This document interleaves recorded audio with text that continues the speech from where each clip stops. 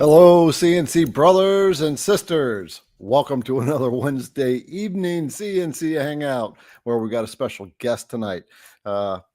Kate's not here yet. She is coming back from doing something with her kids, so she will be on another fun Wednesday where we get to hang out for a couple hours. And got a special guest, Laney Shaugnessy, who is been in the woodworking CNC business for quite a long time, and he's worked with, I got a whole list here.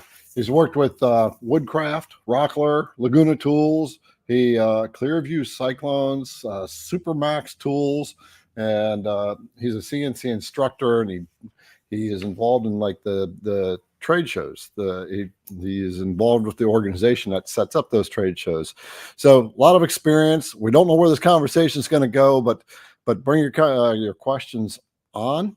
Lanny has a YouTube channel called SpindleTV, but he can talk about that in a little while.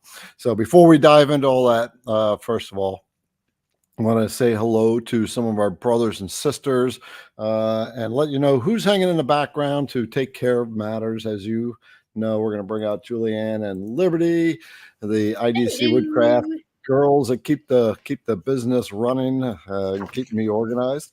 So Julianne on the bottom of the screen, she's the IDC Woodcraft coordinator, and Liberty at the top right is our shipping manager. She makes sure that all your packages go out and make sure that every package has an M&M and a little love note on it. Yep, that's what they do. So they'll be in the background looking for questions and starring your questions so we can see them. So whatever questions you have for Lanny, bring them on, but make sure you put like question marks in front of your question or the word question, and they will take care of it. One of the other things, so Kate will be on here in a little bit, as I just said, from Women Who CNC. But the house rules are be kind, be nice, no unpleasant comments, because we will kick you off from the live stream. We just don't tolerate, zero tolerance policy. We're a place full of creators. And so let's see. I'm going to bump you girls in the back, wave bye, but they will be around. They'll be chewing the fat with you as we talk to Lanny. So, oh, wait a minute. We got who are the winners? Who jumped on this thing first? I forgot. So it was actually not even 10 minutes after I posted it last night. It was Dan Goodchild, and then Mark Lindsay got it this morning. So all right, you guys are all over it. All right, yay, the winners. All right. For those of you who were here last night, oh, there's Sister Kate. Hello, Kate. Hey, sorry for the delay. That's okay. You got kids to take care of. So last night was an awesome show with Kyle Ely, where he ran through all the updates with the VECTRIC version 12 release. An hour and a half full of information, and very, very good conversation. So it's posted on the IDC live channel, and we are going to repost it on the regular YouTube videos IDC channel, and Kate will do that as well on her channel, and Kyle, when he gets the copy, will do that as well. So really, if you're considering upgrading to VECTRIC or getting the VECTRIC software, this was really a good hour and a half time well spent. So you may want to go find that, and that'll help you make a determination as to whether you want to get the software. Absolutely. And now I'm starting to crank out the videos. I released a video today, Kate, and we inadvertently deleted it a few hours later. So I have to re-upload the video, and it's gonna come out again tomorrow. So for those of you who watch the one on the keep out zones, you don't need to watch the one I'm going to release in the morning if you've already watched it. Oh my gosh. So yeah, but you know what? Stuff happens. It's part of life, and you sit back and you say, okay, how do we fix this and make sure it doesn't happen again? And that's what you do. It's a learning curve for sure. Yeah, we all make mistakes. So I already laid out the house rules, Kate. I haven't given shout outs yet.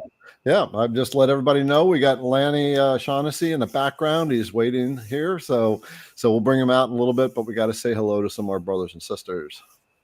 All right. Okay. Well, obviously we have SpindleTV that says hello to everyone. We have Michael on board. Of course, you guys saw Julian and Liberty in the background, always helping us out. We have Robert, Chris Gallagher, Mr. Mark Lindsay. I don't think he needs any special introductions, but you guys always know he's here hanging out with us, and we so appreciate him being in the background.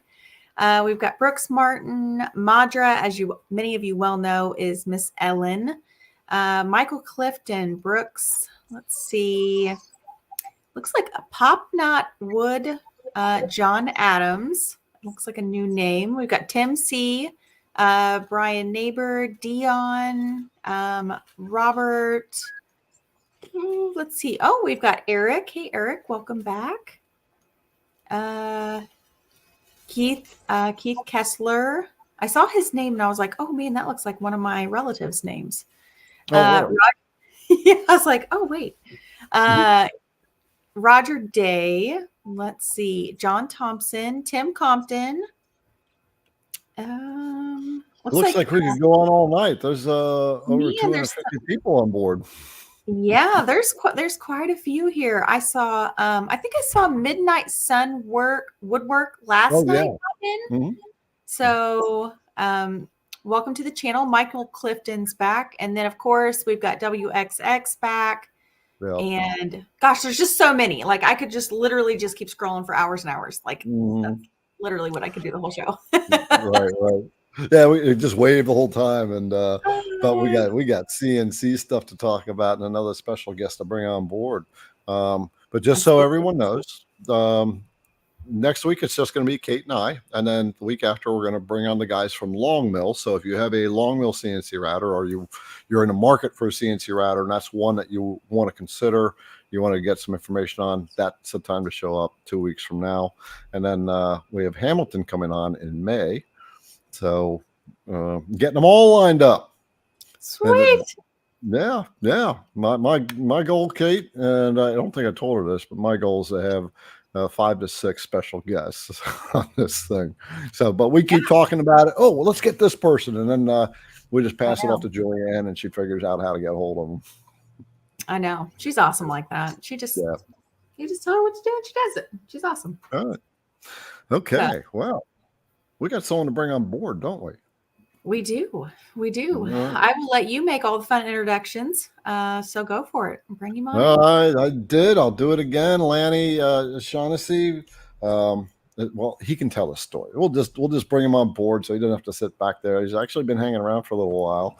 So hey, Lanny, welcome aboard, brother. Hello, Garrett. Hey, Kate. How are you? It's a pleasure to see you both. And man, your chat is active. Hello, everyone. It's good to see you all. Thanks for coming out. I appreciate that. I think it was for you guys and not me, but hey, how's your evening going? Pretty good. A little hectic. I've got kids shuffling from here and there. So I'm always, mad dashing, running in like a wild person. But that's the life of active mom with 2 wild kids. So Kate's the iconic. Wouldn't want to have it any other way. Yeah, she's the iconic soccer shop mom. There you go. Is that about right, Kate? That's that. Yeah. Yes, that's very accurate. My daughter decided to play travel soccer too. So now I went from running 3 days a week. So now I officially run 7 days a week, 40 minutes one way, 40 minutes home, and a 2-hour practice while we're there. So I mean, I don't even know why like parents try to work anymore. I really don't, because it's just like, just give up your job. Just don't, because we're just here for the sports. Sure. That's it. We're just here for the sports. Right. So. Absolutely. So for those of you who don't know, Lanny runs the YouTube channel SpindleTV, and if you go to that YouTube channel, which Julianne will put a link into the comment section, you'll see he's been creating videos for a long time, lots of different projects. Very interesting, and those are all like live, right? And they're just recorded live stream. Yeah, so that's something that's different than most of like yourself and Kyle and Kate and everything. Most of my CAD CAM design VECTRIC training videos, it's all live. I don't have pre-recorded videos that that are posted. So if someone were to look at my video category on my channel, there's like 6 or 7 videos. But on my live channel, there's over 250 different videos, because all of my classes are live classes on my streams. My Right. other YouTube channel where I actually teach woodworking, which is under just my name, Laney Shaugnessy. I teach, hand tool techniques and, how to build furniture, outdoor projects, indoor projects, shop projects and things. Those are pre-recorded and released video, no live or anything. So those are, those videos are when I was releasing a video every week, which I don't do that anymore, but those are all pre-recorded. So this SpindleTV, I think I should one day start doing pre-recorded videos, but the live has just been a thing, and it's doing well. So thanks for asking about that. Right. So you've been doing the content for a while. You have over 100,000 subscribers. And Julianne, put that other channel in the comments too. All right, here we go. See, we're all going to be drinking tonight quite a bit. So yeah. So Lanny, let's for the sake of all our brothers that are out there, let's get your backstory. How did you get into woodworking, and how did you get tied into these various companies, and then what you do now? All right. Absolutely. So we'll start in just before 2009. I had for 7 years, I worked for the Federal Bureau of Prisons. I was the director of a federal corrections facility.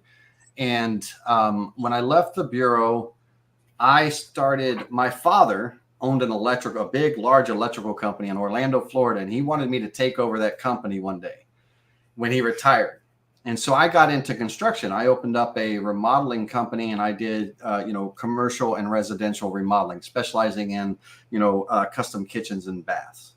So that construction background kind of got me into that. And then in 2010, the bubble burst, the real estate bubble burst. Yeah. And I ended up liquidating my companies, and I started doing I went back to my roots. As a child, my great uncle was a custom furniture maker. That's who I learned my woodworking skills from. He was a phenomenal furniture maker. And I inherited his shop and his tools. And believe it or not, it was all Craftsman stuff back in the day, and everything. And so that's kind of where I started. And so I was like, construction, I want to kind of get out of that. I want to be able to do something. And so I started building custom furniture and selling it here locally.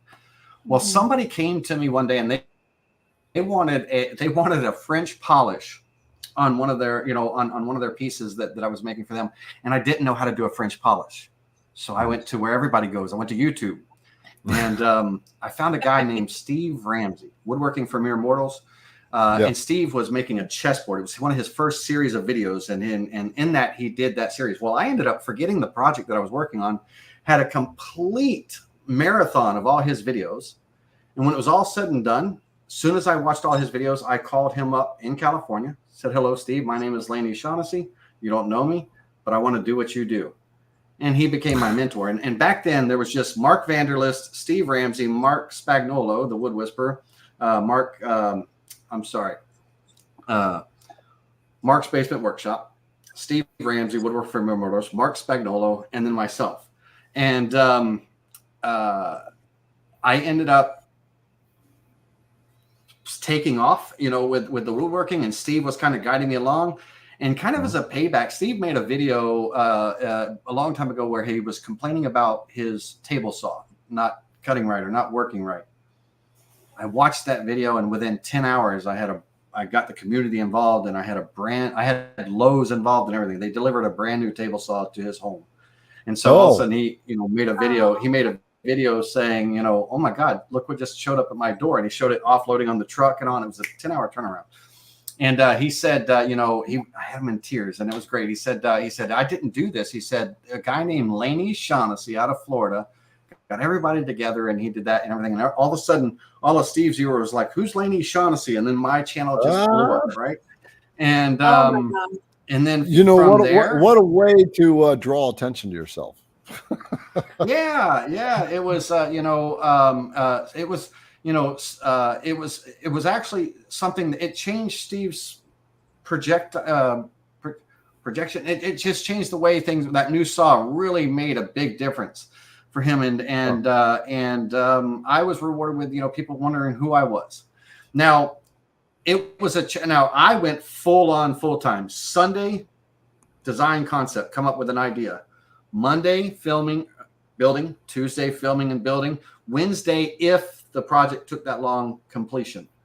Thursday, edit. Friday, upload. It was a full-time job every week. Every Friday there was a brand new video, and it was Sunday through Friday. Well, Thursday technically, because as soon as that video was rendered, it was uploaded, and I was relaxing on Friday watching. Right. Yeah.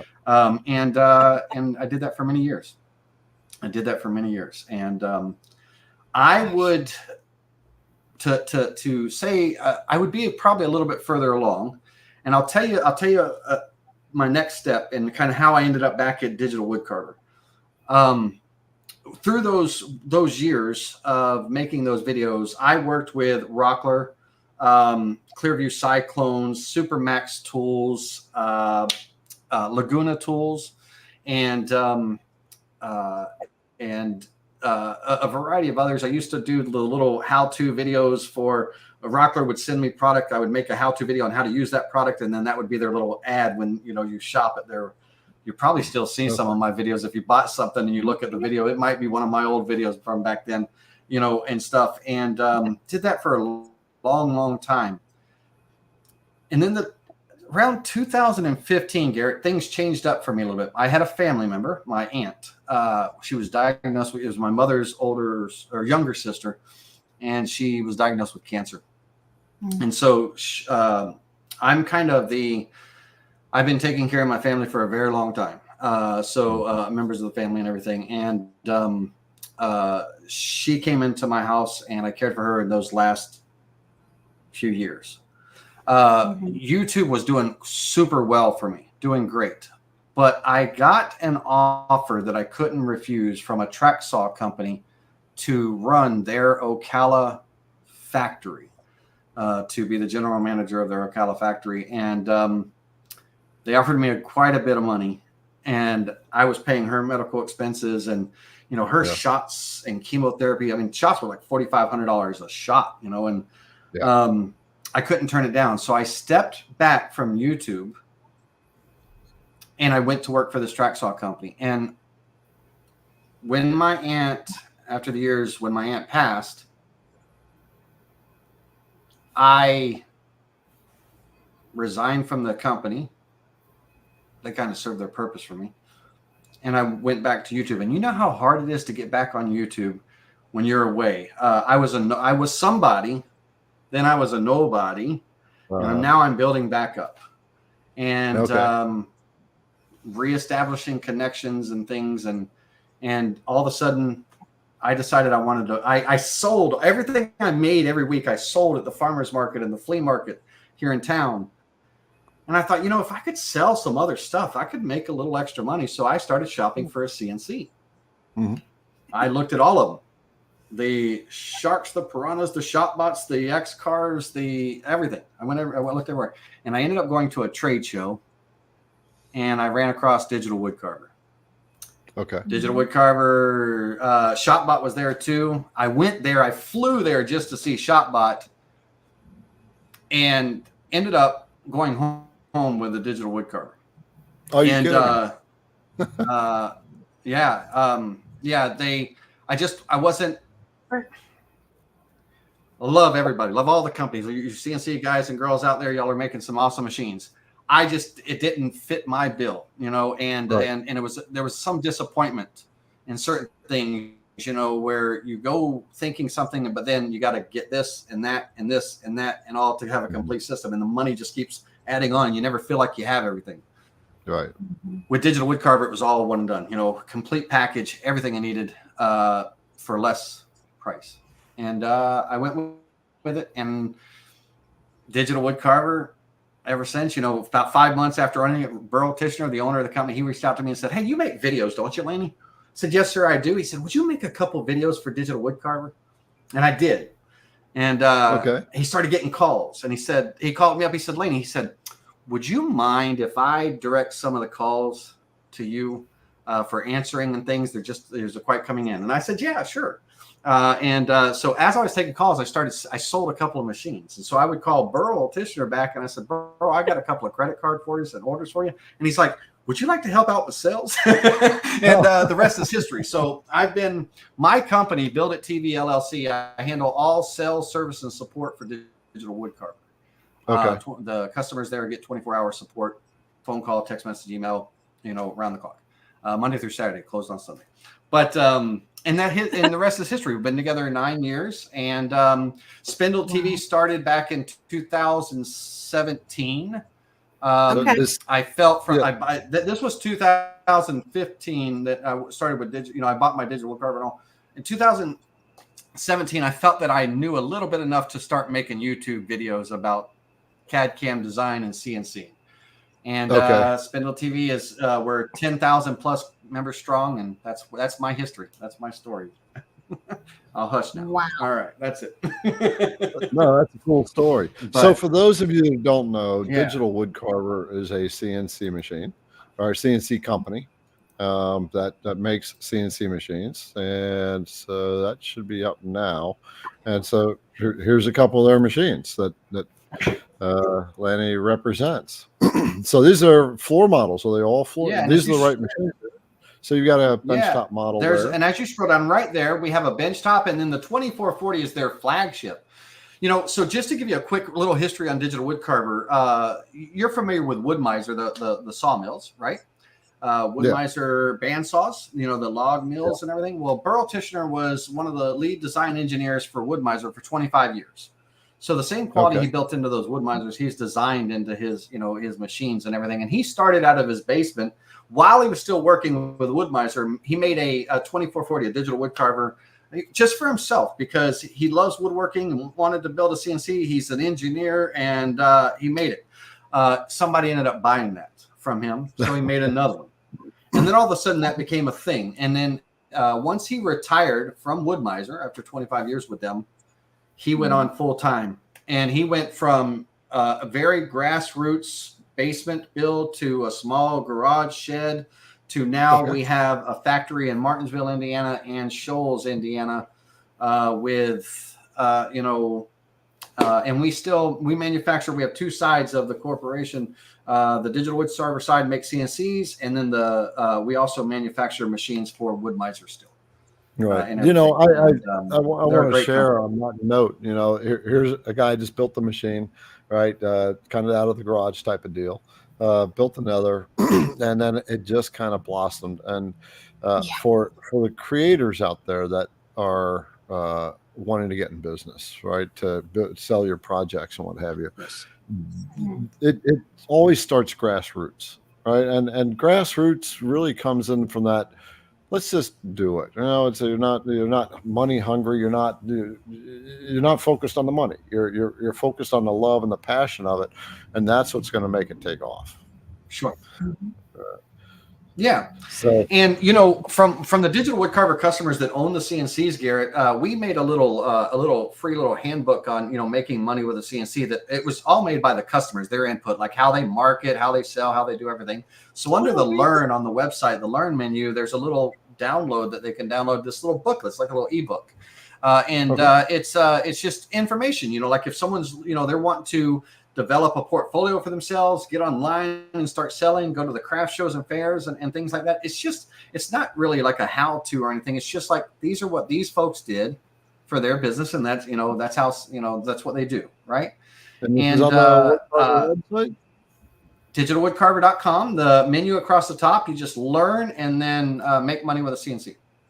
Let me go find it, and I'll put a link. I'll put a link in the comments section.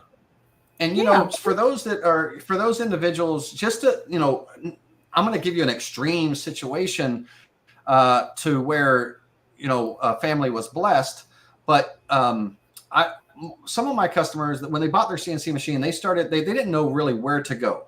And what to do, and they just started making things and started going to the craft shows and the craft fairs and things like that. And they found what worked and what didn't work for them. And I've had customers, do 50,000 in sales in their first year, 10,000 in the first 3 months, and just take off and grow. And they call and thank me, and they're so happy and all this stuff. I had a family, just to let everyone know what's possible out there. I had a family, husband and wife, 2 children, teen children, that worked out of a 2-car garage. They owned a CNC, a couple of little lasers and everything, and they had such a beautiful system. The wife did all the design and most of the laser work. The husband did all the woodwork and the CNC. And the 2 children, actually after school and everything, they had inside the garage, they had a little paint booth, and they did the painting and the finishing of these projects. And it was like a little system. And it was, and after all the projects were made, the wife would pack up the boxes, and then the husband would take them to the post office. And I was in their shop one day, and I heard this little ding, ding, like a bell in the attic or in the roof of their shop. It was just almost like a smoke alarm chirping with a dead battery, right? It was just constant. And I asked the gentleman, I said, what is that? He said, oh, that lets us know every time an order comes in. I said, all of those beeps were orders? And he's like, yeah. I was holy cow. Their first year of business with this beautiful pictures, beautiful website, beautiful system, they did $650,000 in their first year of sales. Second year, $750,000, and now they're making over $1 million a year out of their 2-car garage. Nothing's changed for them. Still the same system. They're just better at it. And now, of course, they're blessed. Not everybody's going to be able to make, $500,000 right their first year of sales and all, but it just lets you know what's possible. If you put the effort forward and you have a good system. They had great photos. They had great detail on their website. They just put a lot of care and thought into the visual, and that visual on Etsy and things like that. It made them, they're set for life, right? Their kids are set for life. It's generational income now, and their kids will be able to take over when the time comes. And that's what's amazing about the CNC community and CNC woodworking and just woodworking businesses in general. I love that. So these people personally, or how? So the whole they're customers. They were customers. Yeah. Okay, so this would if we'll talk about this, but this might be an interesting couple to have on board on one of our lives. Wouldn't you think, Kate? That could talk about how this kind of thing happens. So time to drink. Julianne Liberty, make a note that we'll talk to Lanny about this afterwards. So Lanny, do you mind sharing what did that couple do? What was their specialty product that they that hit, if you will? Yeah. So believe it or not, it was mostly things for around the house, household items. So picture frames, painted, laser engraved for the mother, for the father, for the children, for sports, for grandparents, for newborns, and all that. And it was plaques, wall plaques with beautiful carvings and painted, or laser engravings and painted of baseball and football and soccer and everything. And so you can go to their website and you can customize the color, what you want it to say, the pick, is it for him, for her, for mom, for dad, for kid, for, things like that. And then it's built to order, it's made to order and stuff. Wow. And they would make the frames, the kids would paint them. And then they would either go over to the CNC or they would go over to the laser engraver to be laser engraved and stuff. And you can get different color combinations. Like you could have a maple frame with, let's say, a teal blue, not teal, a baby blue, painting. And then when it laser engraves back to that maple. So it's kind of that maple and blue contrast of color and things. And you can choose your color combinations, and they've mastered it. They do beautiful work. They're amazing, and throughout their garage, they have that Christian rock music playing on the radio, and their garage is absolutely blessed. They're just a blessed family, an amazing couple, and they're phenomenal. So gotcha. Yeah. All right. Well, thank you for sharing some of that. So So I'm kind of curious, so with your like your YouTube channel, I'm gonna just share a Yeah. screen share of it when I bring it up. I was stop skinny this. and small back then. If it's my main YouTube channel, you Yeah, see a well, skinny, scrawny little guy that worked every day in that shop. right. So, Oh, so that's you fine. have Yes. All right. There you go. yeah. Okay. So you do a lot of different things. You have some furniture you've built. You've walked through a lot of the design. So you've actually done some pretty complex design work on your. Well, from what I watch on your videos, you do a lot of design work with your VECTRIC. You'll cut pieces on a CNC, and you Yes. large and small. I mean, here's some boxes that you've made, and so Right. what would Beehives. you? My beehive video is the most popular one. People are always asking if I have the plans, and if you're watching out there, they're coming soon. But Okay. those projects, Garrett, I always tell my customers and my viewers, now if you look at the times on those are extremely long classes, hour, 3 hours, 4 hours, Yeah. 2 hours and all. So it's not for the faint of heart. These are full on detailed classes. I always tell them, like, I love Kyle. Kyle's classes, like his YouTube channel, Learn Your CNC. I tell him, if you want direct, short, to the point, easy to digest, how to do this, how to do that, how to do this, go check out Learn Your CNC, right? Those little how-tos to get people on VECTRIC, how to do that. Because Kyle's like, hey, guys and girls, here's how to do this, a little quick video and everything. My classes are long. So knock on wood, I haven't put anyone to sleep except for a few little kids. I get parents that call me and say, man, your shows are great. My kids sleep so well when you're on. But but That's fantastic. But other than that, they're long, and I think I've made the decision last week that it would probably be better, more conducive to people's learning attention span and stuff, if I broke the classes up in maybe 2 or 3 segments and stuff, and instead of a long 4-hour class. But my viewers, I love my SpindleTV viewers, subscribers and all. We're still growing. We're only on SpindleTV. I'm only a little over 10,000 strong. Right. My main YouTube channel is over 100,000, but SpindleTV is growing and everything. But they're 10,000 dedicated subscribers. I love every single one of them, Right. and they stick with me through those long classes, and they love it. I get feedback, and I only get a few comments every once in a while saying, "Ooh, man, that's long."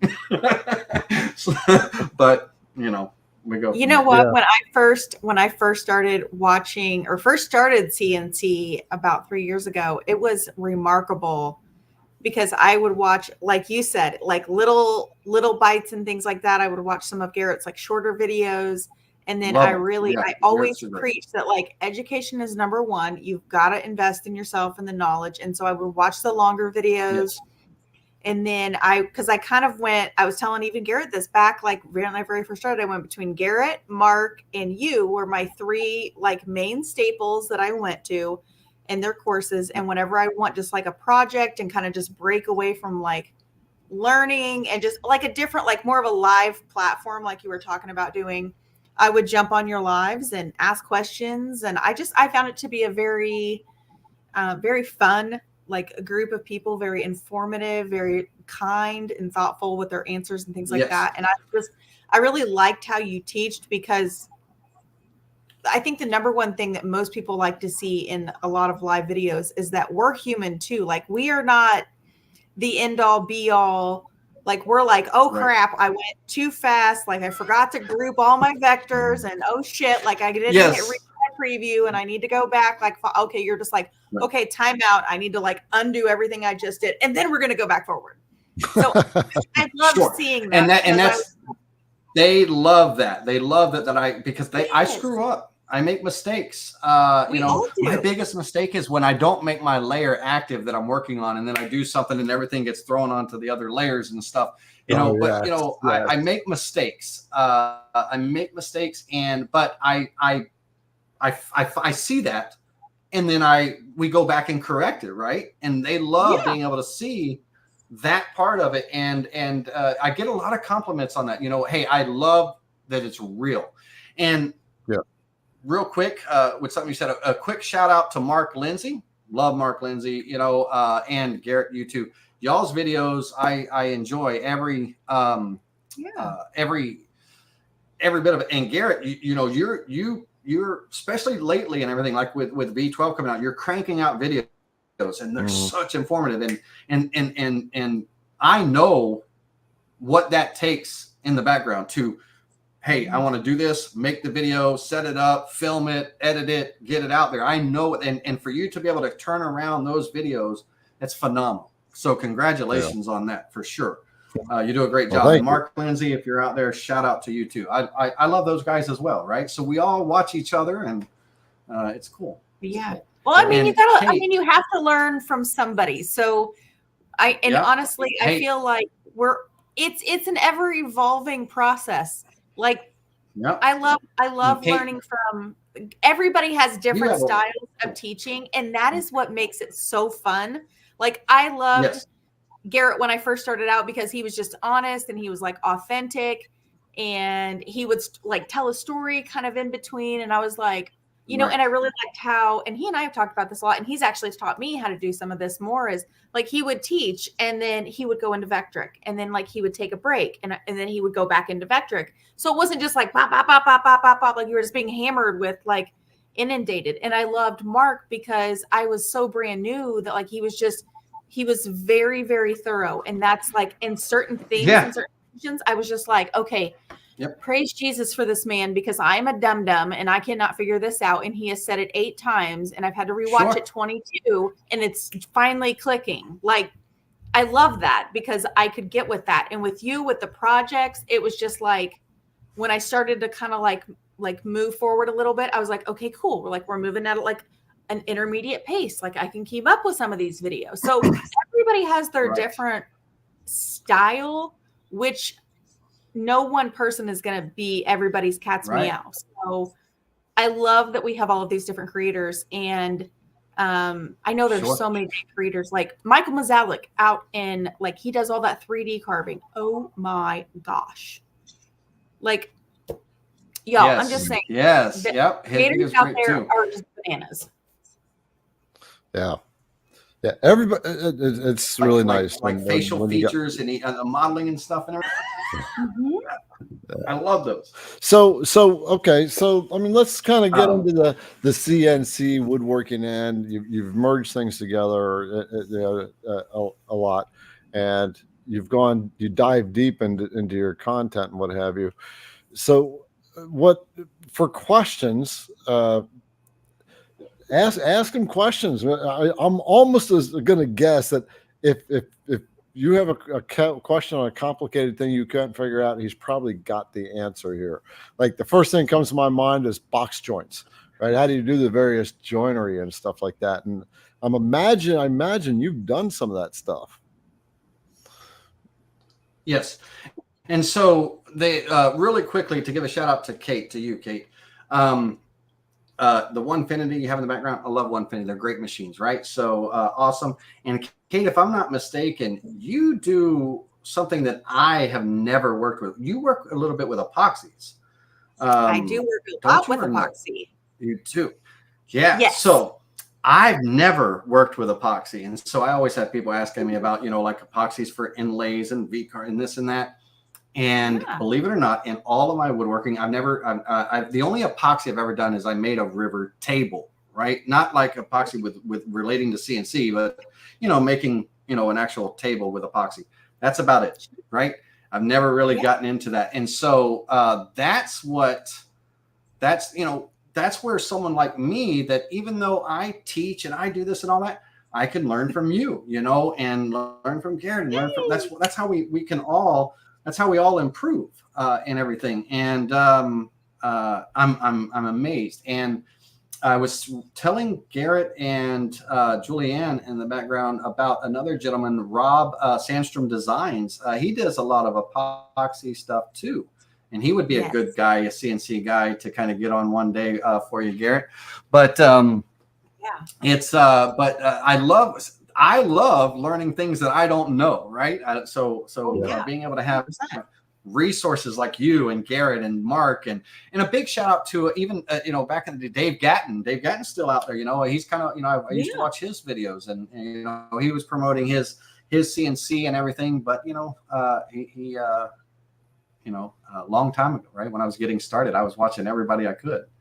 Right. Yeah. Right. Now, just real quick, Garrett, to give you a little bit of rundown on me on my projects, I love R&D. So even though I have all the tools in the shop, and even though I'm a big advocate of, hey, use your tools for what they're meant to be used for, your table saw, your router table, and all of this, I find myself more and more over the, more and more saying to myself, I wonder if I can do that on a CNC, or how can I do that on a CNC? And then trying to break the project down and figuring out how to get it into VECTRIC, create the design, the tool paths, and actually create the project. And because there are people out there that, hey, they went out and they bought themselves a CNC. They might have a skill saw, a hand saw, a few little woodwork tools, but they don't have the big shops and all this. And so they got one tool that's kind of their all-in-one. So I love those, showing them how they can do a miter cut on a CNC if they don't have a miter saw.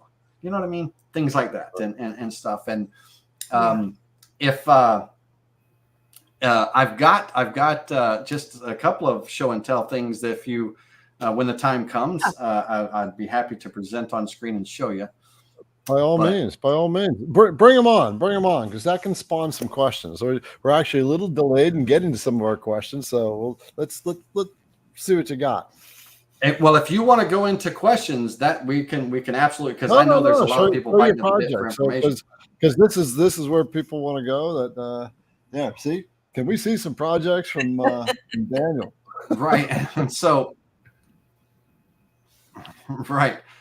So let me share my screen, and we're going to go the entire screen over here. All right. And the first things first, Garrett, let's see, we're up here, and you might enjoy this one, Garrett, because you're a router bit dealer, right? And so I love trying to figure out how to use a combination of router bits to do certain things. In this case, this is a locking miter joint, right? And we could buy locking miter bits, but how could I do it on a CNC using a combination of bits? Now, Garrett, you could actually take this idea. It's a 1/4 inch end mill. It's a 1/4 inch T-slot bit, and it's a 3/8 by 90 degree V bit. You could put together a little lock miter kit for someone one day, right? From IDC Woodcraft.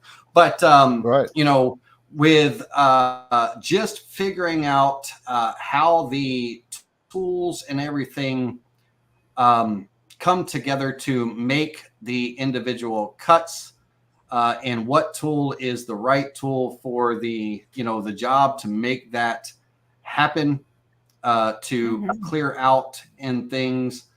And then, using that combination of tools. I love the idea of using the combination of tools to make the cuts. Okay. Right. And so I love taking complex things and trying to break them down, and how can I do it on the CNC? And then I teach, what I know and stuff. So when I'm teaching someone how to do a miter, now we now have the chamfer toolpath in VECTRIC, right? Before that we didn't, kind of thing. And before that, we have on Digital Woodcarver the 2440 that I started off with. I have the ability for my CNC to carve off the front of the CNC, so it can go past the front by 3 inches. And I can use a product called the Joint Maker Jig. Let me see if I can pop it up on the screen here.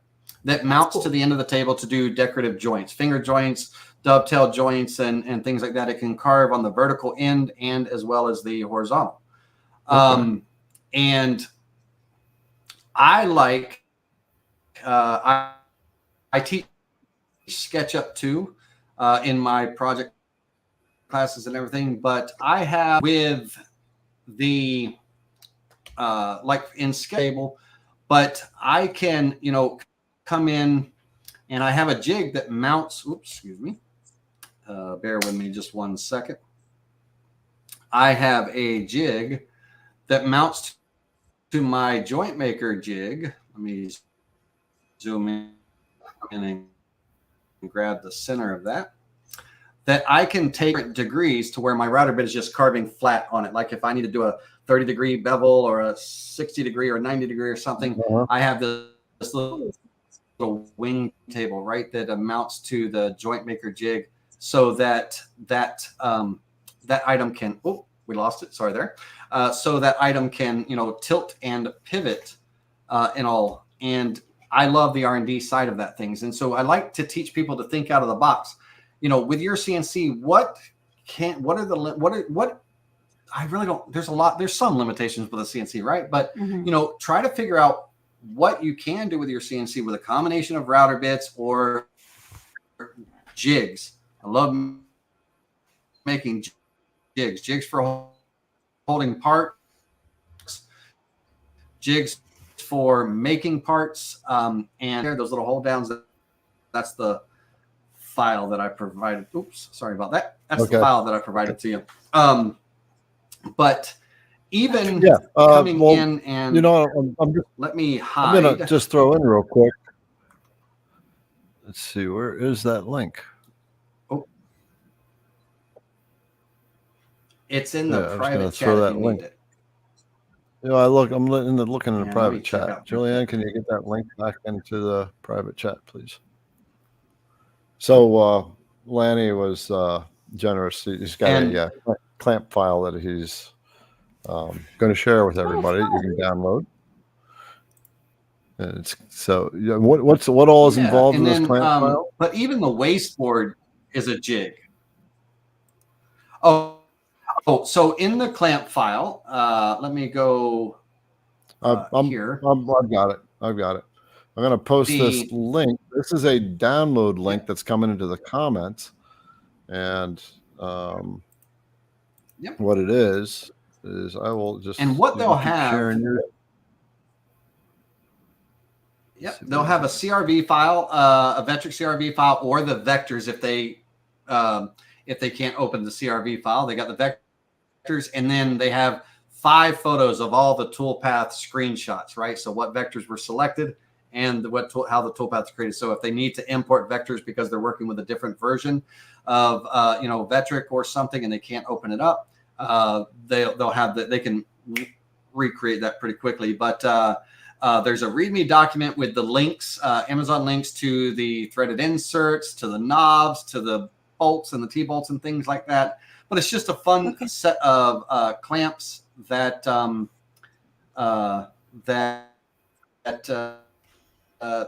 that might prove to be useful. It looks like and there you go. Should pop up here in just a second. Yeah. I wanted to be able to, I wanted to come. It's like when you go to someone's house with a bottle of wine, right? I wanted to come with a gift. I didn't want to come empty handed. So I thought I would just share that file. Yeah. Hey, we have a second. But, Garrett, even down to the wasteboard, and I'm sorry that.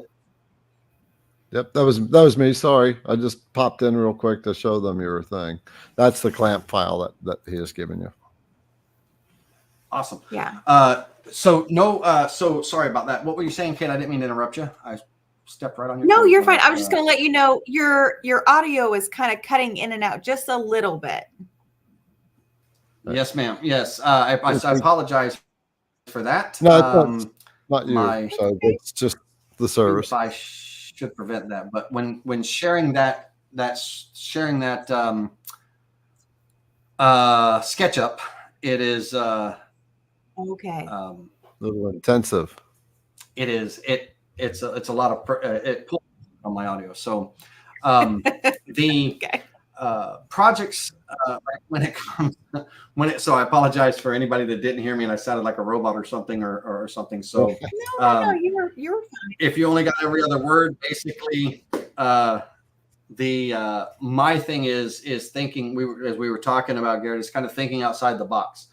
I started out making when I started making things on my CNC, I started out making cutting boards and coasters, right? That's what I was selling at the farmers market and the flea markets. And I needed a way to hold my coaster blanks on the CNC. Because when I first started, I was making one at a time, 1 4-inch coaster clamped on the table, carved, then the next one. And that was when I was first a rookie at it all. And I thought, oh no, we can't do that. It takes forever to make a 4 set of 4. So then I started making jigs, and I love jigs. I now have, I've advanced a little bit over the last couple of weeks. I have we work with a company called Black Box vacuum system, vacuum clamping system. And big shout out to Shop Black Box Vacuums. They're amazing. But I have the Storm vacuum clamping system now on my little 2440. It's the perfect size unit for that. And now I'm doing vacuum clamping. And so making jigs for that, it's a whole nother game for me now. So I have melamine. I cut out openings in my melamine all the way through, so my parts can my blank parts that I take off the table saw can get dropped in there. And then I can, machine, I have templates set up in VECTRIC that I can go and carve those parts, And my coasters, same thing. So let me see if I can pull up. I can not lose audio or camera. Yeah. I apologize about that. It's quite okay. Caught most of it. Well, in the meantime, before because we do need to start getting to some of these questions. That bad? Is it that the latency that bad? Sure. It can be a little bit. Yeah. Okay. But anyway, first of all, I just want to share. So for those of you who have not been on the channel before, and if you are, if you're new to this channel, either IGC Woodcraft or Women Who CNC, we are being recorded on both those channels and in our Facebook groups. Then take a minute to subscribe, to our channels. Give us a thumbs up or something like that. Your comments are awesome. There's a ton of chatter going on, and subscribe to Lanny's channels. Go see what he has to offer, because he really does have a lot of deep dive stuff, and you can tell he's very passionate about what he does and always on the move to figure things out. Kate has the Women's Who CNC group, Facebook group. Kate, will you share about that briefly? Sure. So a couple things about Women Who CNC is we do have a website with an interactive map. It's just womenwhocnc.com. It's really cool. You can go check it out. You can put in your creator information, create an account. That way, if anything changes, you can edit it later. All the good stuff there. Lots of links, discounts, all kinds of good stuff. Lots of tools that I use in my shop every day. That is accessible to anyone because, of course, it is a website. But I do have a Facebook group called Women Who CNC, which is a fantastic group of women. It is for women only. I'm so sorry, gentlemen. But it was created because women tend to kind of get just treated a little not nice sometimes in the very large group. So I felt, kind of isolated, and I knew I couldn't be the only one. So I created a group for just Women Who CNC, and Women Who CNC was born.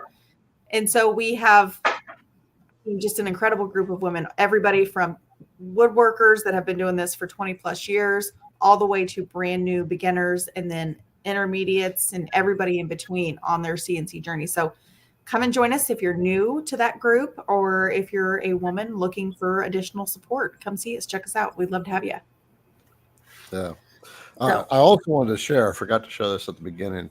We had a CNC creator drop by in the middle of the week, a couple days ago, Monday, I guess it was, I think. Anyway, his name is Kevin Rich, and he handed us this project that he made.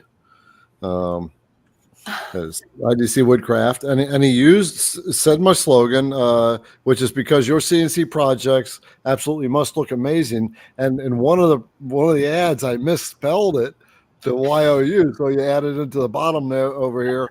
belt jack. Oh my gosh. It's I made love out it. of, spalted maple. And on the back, he wrote, "The enemy of good is better. Keep up the great work." So I just had to give a shout out to Kevin. That's fantastic. Yeah. I love So let's get into some of these questions here, Sure. because Yeah, they're piling. absolutely. Yeah. All right. So I'll tell you what, Laney, since you are obviously a teacher as well, I'll just let you read your own questions unless you want me to read them out loud. For some of the people who are listening, sometimes that's why I do the reading. But since you're a teacher, I'm just going to let you have at it. Outstanding. So Madra 3212 says, how much time is spent on editing video for YouTube? Is there anything specific that you need to make editing easier? I finally found the content to start with. Other than that, I know nothing. So I use, for my editing software, I use Sony, and the program, I went through a lot of different ones, and I don't do Adobe and Adobe Premiere and things like that, but the Sony software that I use is, if I can, Sony Vegas, and they're version 21 now. So Sony Vegas, I found to be one of the more user-friendly softwares for editing. I've dabbled with DaVinci. DaVinci's free, and the DaVinci, I don't know what version they're at, but it's a free download. But I actually find it kind of complicated. No offense, DaVinci, if you're listening. But the Sony Vegas, I love their editing, and it just takes time. So what I used to do is, it was literally a 40-hour work week for me. It was designing and coming up with the concept on a Sunday, getting in the shop, setting up the cameras and the lighting and the filming and making Monday, Tuesday, and possibly Wednesday. But all day Thursday was nothing but video editing. And the only thing that I could advise to you is short clips, and then edit those video clips as you go. Don't just wait till Thursday or not Thursday, but don't just wait till the last minute to do all the editing at once, because there's a lot of footage that could occur. Oh my gosh. If you do it in short bursts and things, then it's easier to render, and then those renders can go to more clipping and editing, render, the final rendering to upload, and you can find that much easier than trying to sort through all of the footage and at the end of something. So if you do it as you go, that's going to be really key for you, Madra, to make it easier, to answer your question. I have to agree. And I will let you know, Ellen, everything I do is either on a screen recorder, which is, I use OBS, which is free, or on my cell phone. And I've got a couple cheap lamps here that light my way. And I did have to get some good microphones. Sound is important, so you want to make sure. Yep. And Garrett, the microphone, the little lapel microphone that you use, I use those as well. They're great little microphones, for sure. I want to say are they Sony also? The Rode, the Rode. I'll put links. The Rode. Those are good.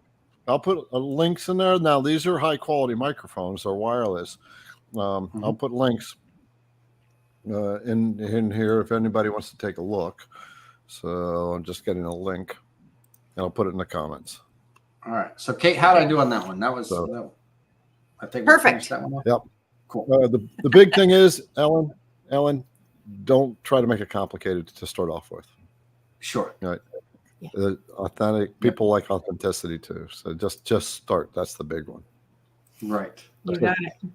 This question is for me, Garrett. Last night, Kyle used different inlay parameters than the ones I teach. What's the difference? When would you use his versus yours? That would be. So I have a video out. It's called "How to Make a Perfect Inlay," and it was walking through all the steps. You have what you call a gap, a glue gap. You got your space between the male and the female part. And there's another one in there. I can't remember offhand. But I don't know what the difference are. I just use numbers that work for me. He uses numbers that work for him. There's Mark Lindsay's video. Yeah, can I jump in on that one, Garrett, a little bit? Yeah, absolutely. Bring it on. So V-carve inlay is absolutely a popular thing. And when it first started, there was a PDF that was put out, and then VECTRIC kind of adopted that PDF. And in that PDF, they had numbers such as, 0.3 for the female, and then 0.1 and 0.2 for the male cut, as far as cut depth, start depth, and cut depths and everything. And that was a great start. It was just getting started back in the day, but that was leaving a large glue gap, right? Mm-hmm. And so what your goal is you want to minimize your glue gap. For me, I like 2 millimeters, basically 0.02, around 20 thousandths of an inch.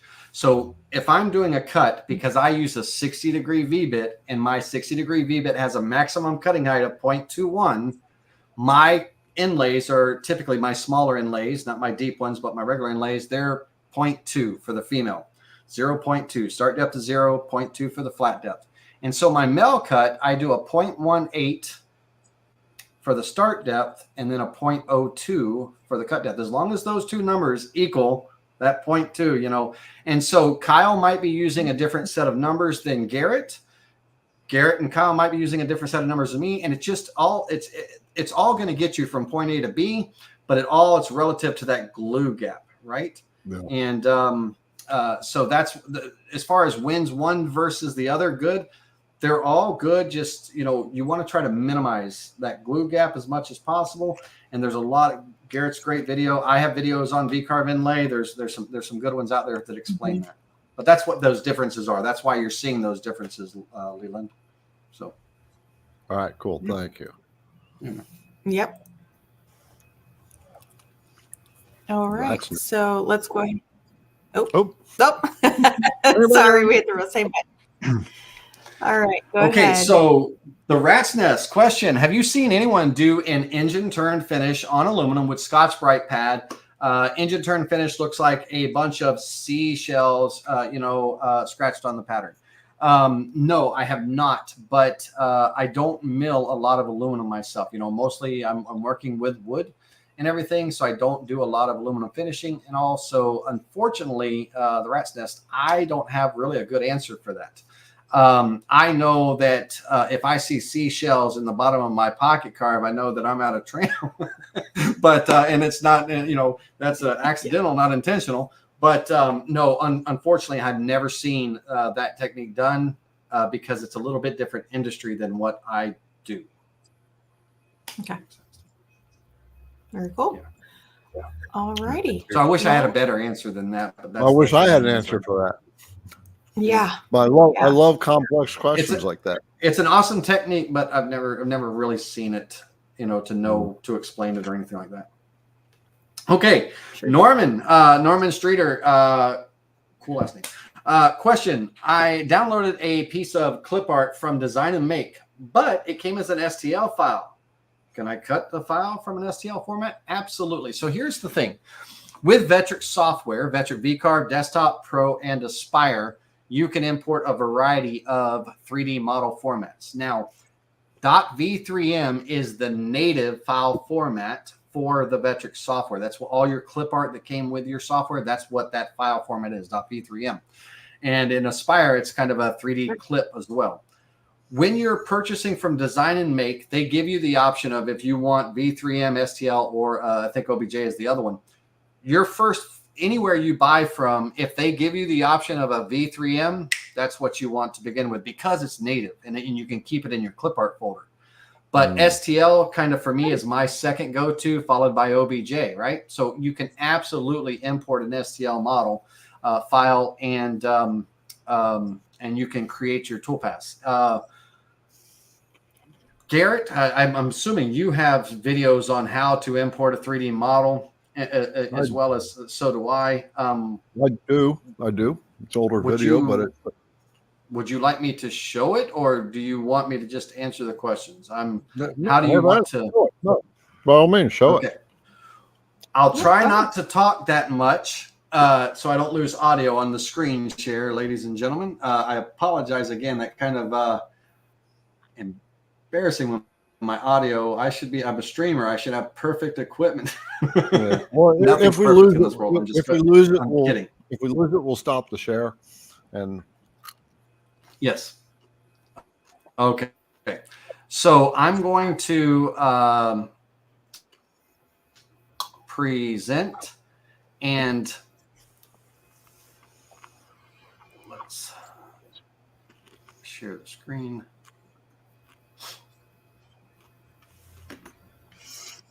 And if Julianne, if you want to make this full screen, you can. Just so it's easier to see. Almost there. Okay.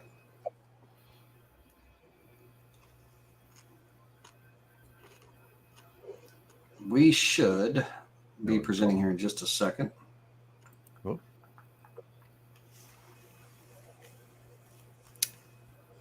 There we go. And now I don't know if the delay was on my end or your end, or not, or just all in general, but hopefully it all popped up at the same time for all of us. So again, I apologize if there's a delay, ladies and gentlemen. Really quickly, Garrett, if I could, I work with a team, and I do custom models at SpindleTV, where individuals, that's one of the other services that I offer, where the individuals, they could submit an image. We create custom 3D models for customers and for individuals. So if you're ever looking for custom 3D modeling, reach out to me. So very cool. I didn't know that. Julianne, hopefully that's okay. Julianne, yeah, hold on, Julianne. First of all, if you can find if you got his contact, throw that in there so that people know how to get hold of him, and it's going to be in the description of the video. And also, make sure you throw the IDC logo out to him to build a 3D model on. Just wanted to absolutely, yeah, absolutely. Okay, go ahead.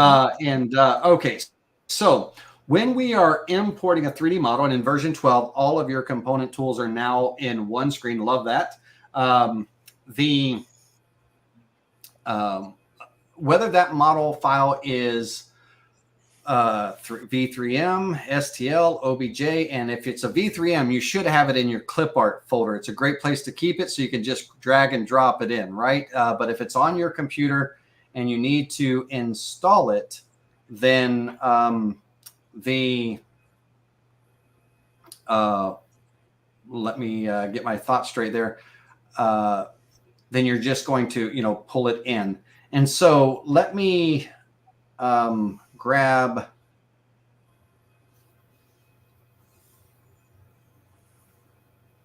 stand by 1 second.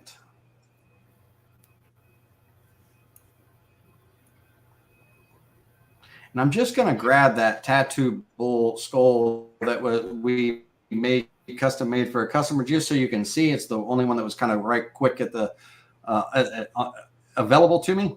But upon import, we're going to be brought into the orientation of the software, which it should switch here in just a second. Now, absolutely, the first thing you do is go and click on this top section here and get that top on view. So let's get a top view going. And I don't know why my computer is running super slow.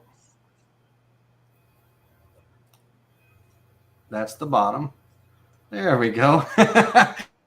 Get on that top view. Now, from here, depending on where the creator created that STL for the gentleman that asked, or a lady or gentleman that asked, this file could come in sideways, upside down, backwards, forward, rotated, and everything. And so that's what the orientation process is. So we're in this case, I'm in top view, and that's what I want. I don't want it to be a right view, a side view, or anything. So now I'm going to come down to my size, and this model is 64 inches by 64. So we're going to bring it down to a more appropriate size. I'm going to bring it down to 11 1/4 and click apply. I'm then going to center that model onto the work area. So that red box kind of indicates your work area. And when we center it, if I switch this to a front view, you will be able to see, or a back view is fine, you will be able to see that the model is actually, of course, thicker than my material right now, but it is centered. And with a single-sided project like this, you want it above the zero plane. If it was a two-sided project, you would want it centered to where you can carve one half on one side of the board, flip the board over for that two-sided project, and carve the other half. Well, this particular model is a one-sided job. And so we want, bear with me just a second to get that. We want a top side view. So when I do the next step, position and import, my slide bar always slides to the bottom. We're not moving the model. We're moving the zero plane in this case, the modeling plane. And so we're sliding the modeling plane to the bottom of the model. And so for single-sided models, the slide bar is always down. We're going to discard anything below the zero plane. The reason for this purpose to keep it checked is it's just default. But what that's for is if you find that the modeler, the creator, has created a model with a bunch of base meat that behind the model that's just kind of wasted wood, you can skim some of that off by bringing that model Z plane up a little higher and then discarding anything that's below that zero plane. Gotcha. So if I turn this model to the side, once again, or the front here, and let me see if I can get it. I'll just do it to the back here. You can see, you should be able to see this black line right here. This black line right here on the screen represents the zero plane, the modeling plane, and we want the model on top of the plane on a single-sided job. But if this model had some back meat, which it doesn't, I could actually lower the model down and skim some of that off. The reason being, the reason why I would want to do that is because if I import that model as thick as it is and I have to thin it down to fit on my board, I'm sacrificing detail, right? So I want to minimize that sacrifice. So I would, in the import, I would actually shave some of the back of the model off if I could, if there was some waste wood. Gotcha. So let's slide this all the way down and then click on import. And that will, now of course I got it backwards on the screen, but it's not backwards. It'll import proper. We're just looking at the bottom here. So give it just a second to create that model. And the first thing that we will see upon import, my team does, I think they do a wonderful job on making the quality of the models are phenomenal. So this is from an image. You can submit images and we'll make models for you. But this model is quite thick. So from here, we would go into, you know, the material setup. We could reduce the Z height of the material here, but we can also do it over in our tools on the left as well. So right now I only have the job set up for a 3/4 inch board. I would actually carve this out of 1.5, but I would still need to reduce my model thickness to fit in that because it's 2.08 inches thick. So the gentleman or lady that asked, when you import, this is the steps, and it's the same steps every single time. Rinse and repeat. Yes, sir. Go ahead, Garrett. No. That's what I was getting to. Yeah. So that's the entire process. So you can cut from an STL file format, right? But you want the other format if you want to be able to have it in your clip art. And then this is how you bring. Yes. This is how you bring. So this is it. That's it. Yeah. Okay. STL, cool. OBJ, 3DF, all of those. And let me stop sharing. So stop the screen share. So any of those files, but V3M, since they're native to VECTRIC, we want to store them in our clip art folder so we can just drag and drop. We don't have to do the orientation and all of that stuff. That's only for third-party model files, right? So it's the same steps, rinse and repeat. Yeah. Okay. Sorry about that. That was a long No, no big You bet. deal. No, I mean, so we always got something to give. That's cool. And by the way, I mean, knowing that you can create the 3D models, right? You got people to Yes, do sir. that, and that was Yep. definitely an intense model. And I've been wanting to get a 3D Yes, sir. model of the IDC logo for a while now. So now I know it's going to happen. And now you're going to have one Absolutely, for for the sure. women who CNC too. Women who CNC. Yeah, and one of my favorite Spindle TV exclusive subscribers and all JR there. Thank you very much for that. I 24 hours a day, 6 days a week. Appreciate you. But laney.shaughnessy at SpindleTV.com. They can submit images, and then my team will quote those model creation, and then if they approve the quote, they get an invoice sent to them. And then the turnaround time is 8 to 10 days from the time that they pay the invoice to the time that they get the model files. And then we send them proof images so they can say, oh, can you change this or adjust this or do this? And then when they get final approval, they get the model files. And it comes as an STL model file. Okay. Okay. And what was High the email resolution again? STL. It was laney.shaughnessy. laney.shaughnessy at SpindleTV.com. Okay. SpindleTV.com. Perfect. Got it. Awesome. Thank you. All right. So our next question comes from Daniel Stein. All right, Daniel. So the question is, there are many CNC companies, many software companies, many spindle MFGs, many with VDF. So how do you know which software company produces the best post processors with VFD? So, all right. Well, first of all, I'm red, white, and blue, tried and true VECTRIC, right? So there are many software companies out there. Now, when I first bought my digital wood carver, I worked with a company software called CAD. Too much over my head, right? When I switched to VECTRIC, it was a game changer for me and everything. I don't support or train Fusion 360, Bobcat Cam, or anything like that. So I don't know what they offer and what they don't offer. I know what VECTRIC offers. And VECTRIC, because VECTRIC is becoming popular with next wave automation and shop bots, and just everybody nowadays are kind of, they have their own proprietary software in some cases, which I'm an advocate to, and no offense to anyone that has proprietary software out there. I just don't like it because it locks someone into a particular machine, and they need to be able to grow. And software, they need to be able to, with VECTRIC, that can be used with any CNC machine, any plasma cutter, any laser engraver, and things. And that's versatile. I love VECTRIC for that. And thank you, VECTRIC, for making such an awesome program. I don't know what they offer and what they don't offer, right? I know VECTRIC works with a lot of major brands, and they have a lot of major post processors and everything. Now, back in the day, or a lot of people, not even back in the day, many people are still using Mach 3 for their controller, right? And for their machines and stuff. We use a company called Planet CNC, TNG, the next generation. Very versatile, very universal program. But with every CNC machine, just like Onefinity and Long Mill and all, every machine has its control board, and that control board is packaged with a software, that controller software. Right. And the controller softwares can run any post processor general file format, right? G-code, .nc, .tap, that kind of thing.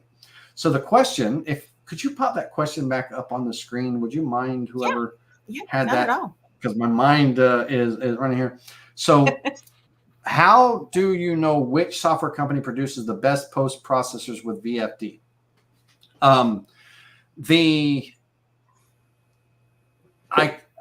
Garrett, you might have to help me out with this one because I don't see the relationship between the two. I'm not sure what post processors and VFD have to do with one. That's the VFD, just so you know, is what controls your spindle. It's the pulse width modulation that comes from your control board, and it controls the RPMs on and off, things like that. So the variable frequency drive is just an inverter. It's a power inverter, right? I'm not sure what the post processor, what role it plays with the VFD, and in the context of your question. And I'm sorry for that.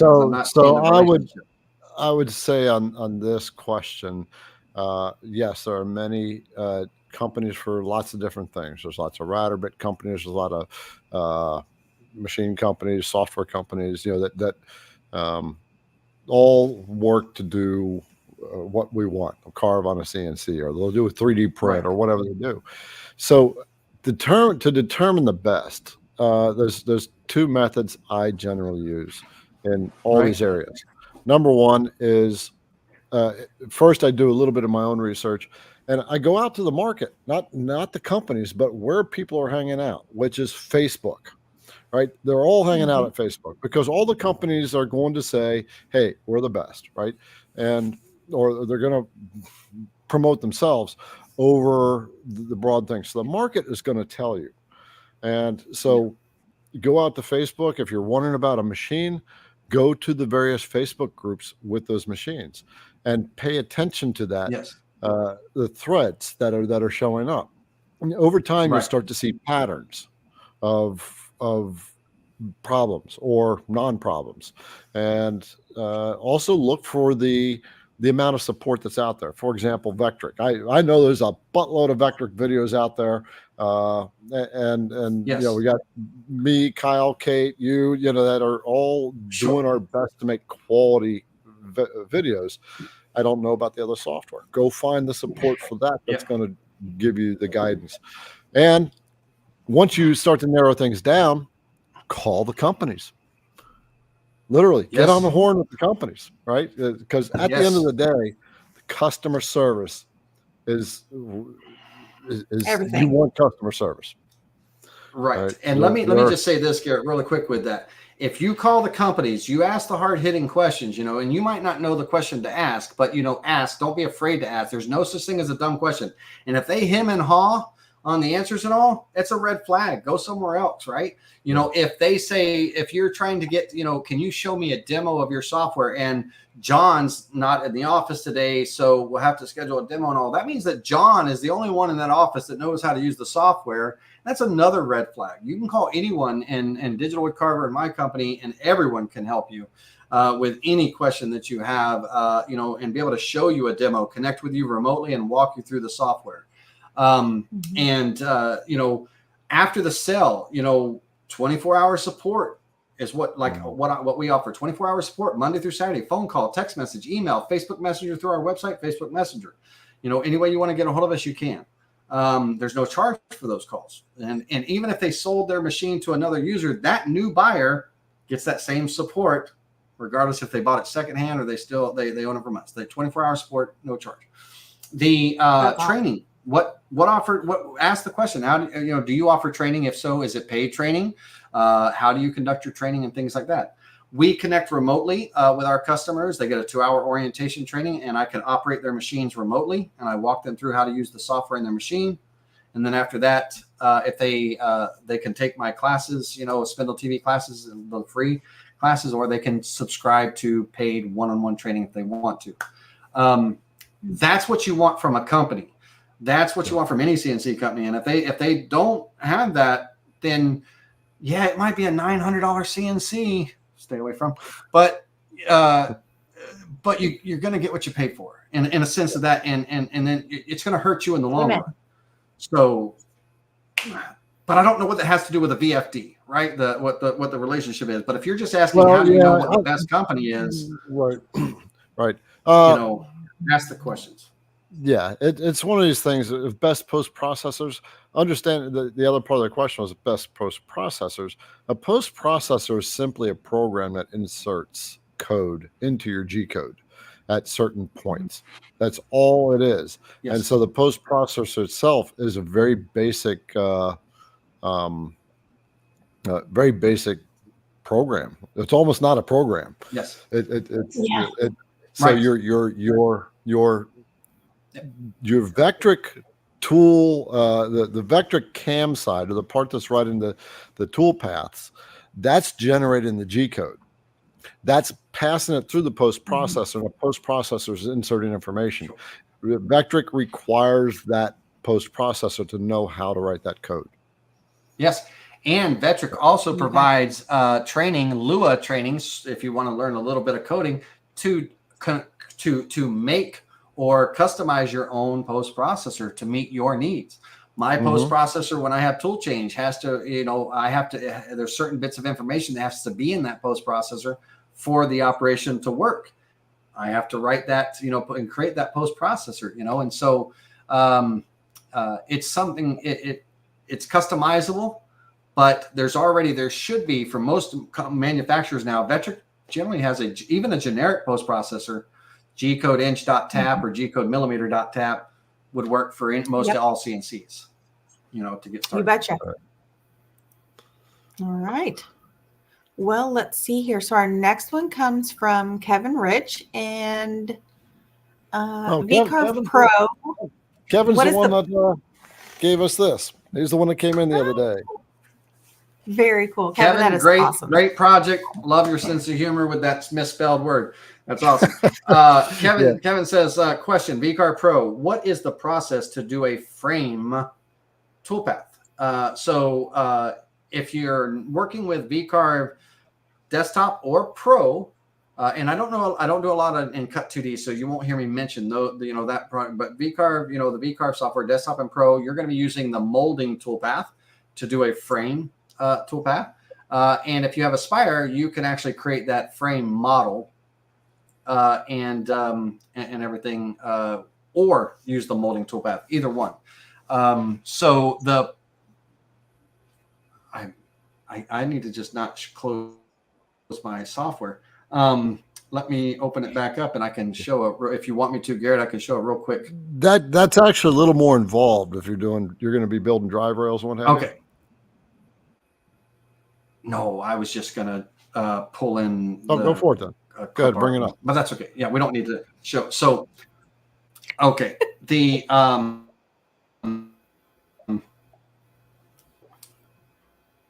sorry, Garrett, like we lost him. You got to tell me what the limitations are. I'm dedicated, but oh no, we can rock on all night long. Just there are some. We do have questions hanging out there. No, we do screen shares all the time. We do screen shares all the time. So by all means, I mean this is because you're going to dive into the software. Go ahead, and bring it on. Bring it up. Yep, I'm just gonna show real quick to answer Kevin's question. So Kevin, if I'm using the molding toolpath, let's say that I have a drive rail, just one here, and in the clip art gallery, I will grab a molding profile, make it simple. Okay. So when it comes to making a frame, if you have Aspire, you can just create the model. But when it comes to just making it doesn't have to be a single line. It could be also a rectangle as well if you're doing an actual frame. But the process is, let me switch over to the toolpath side. In the molding toolpath, you're going to select your drive rail. And generally, it's the right rail, depending on what it is. But we're going to be using a tapered ball nose for this. And so from my tool database, I will select the 1/8 inch tapered ball. And I don't necessarily need a clearance tool. And if I was doing do square corners, but I'll just do one line. We're going to select that drive rail, and then we're going to select the profile. And these lines that you see represent that width of that profile from the left side of it to the right side, how wide it is. So how wide do you want your frame? Is it a 1 inch frame, 1.5 inch frame, that kind of thing? Make sure your profile matches the size and the thickness that you want. And this will not create a model. It creates a tool path. So you won't have a visual on the screen. Let me really quickly change my size of my profile here. I don't have any videos on drive rails. Do you have videos? I'm sure you do have quite a few that's using drive rails. All right. I do. I have videos on making frames and everything. Whether you're using the 2D version of it or the 3D in Aspire. Okay. So when I calculate this toolpath, Kevin, it's gonna be just a tool path. Okay, there's no model that's getting created from the molding toolpath. It's only the tool path. So if I, just to say this so everybody knows, let's say I wanted to carve some text on this molding, right? This profile. it's not a model. So I can't project the text onto the model, right? It's just a toolpath when you're using that molding toolpath. So it has to be a 3D model to project onto, and this is not it. So when this profile, calculates or cuts and everything, let me turn off the tool. There's no sense in having that tool processing. But that's going to take just a second. But long story short, Kevin, is you have a drive rail, whether it's a rectangle if you're doing a full frame all the way around, an arch if you're doing kind of like an arched window way, a straight line if you're just making a piece of molding, and you have a profile that you're sweeping along that path. In the molding tool path, you select the profile path first and then the profile last. You choose your tools and you calculate it. You can do that with and that's the process. It's super. Yeah. Yes, a rectangle, closed rectangle for sure. You create a rectangle and then you do the drive rails with the rectangle. Same thing. It'll just create that path all the way around. And if you want it to look like it's a mitered frame, mitered on the corners, then check off the box in the tool path for create sharp corners, and it'll create that mitered frame look in the corners and everything. And so I'm going to stop this. There's no, we don't need to see it, creating the tool path, but believe me, it is, right? We're just, in this case, I'm making a piece of trim. It was a single line, but if it was a rectangle, Garrett, it would just follow that molding profile, would go all the way across that rectangle, and then create the, that frame. And so those drive rails, if they're going off to so one I'll side, stop. Yeah, as you're going off to one side on the drive rails, that's going to rotate. It's always going to stay on the inside around that frame, correct? If you tell it to go along that side. Well, actually, Laney. Right. If I had. Yep. Go ahead. Oh, I was just going to say, don't Katie, close your share, because the next question is. I was going to say the next question is relating to this, so don't close your VECTRIC. All right. Right, no problem, Garrett. When I choose, when I have this profile, this is on the right, and when I select this path here, you see those lines go out to the left, right? That means the molding is going to get created to the left of that line. Imagine that line being the border of my boundary or vector or something. If I switch or reverse this direction, that doesn't change anything, right? It just changed which way the molding is going to carve. But up here, if I switch my direction of which way it's going to cut, that's when it's either the left line or the right line, or the top line or the bottom line. You know what I mean? Okay. So we're either on the inside of the line, inside left, outside right, that kind of thing. So it depends on your path.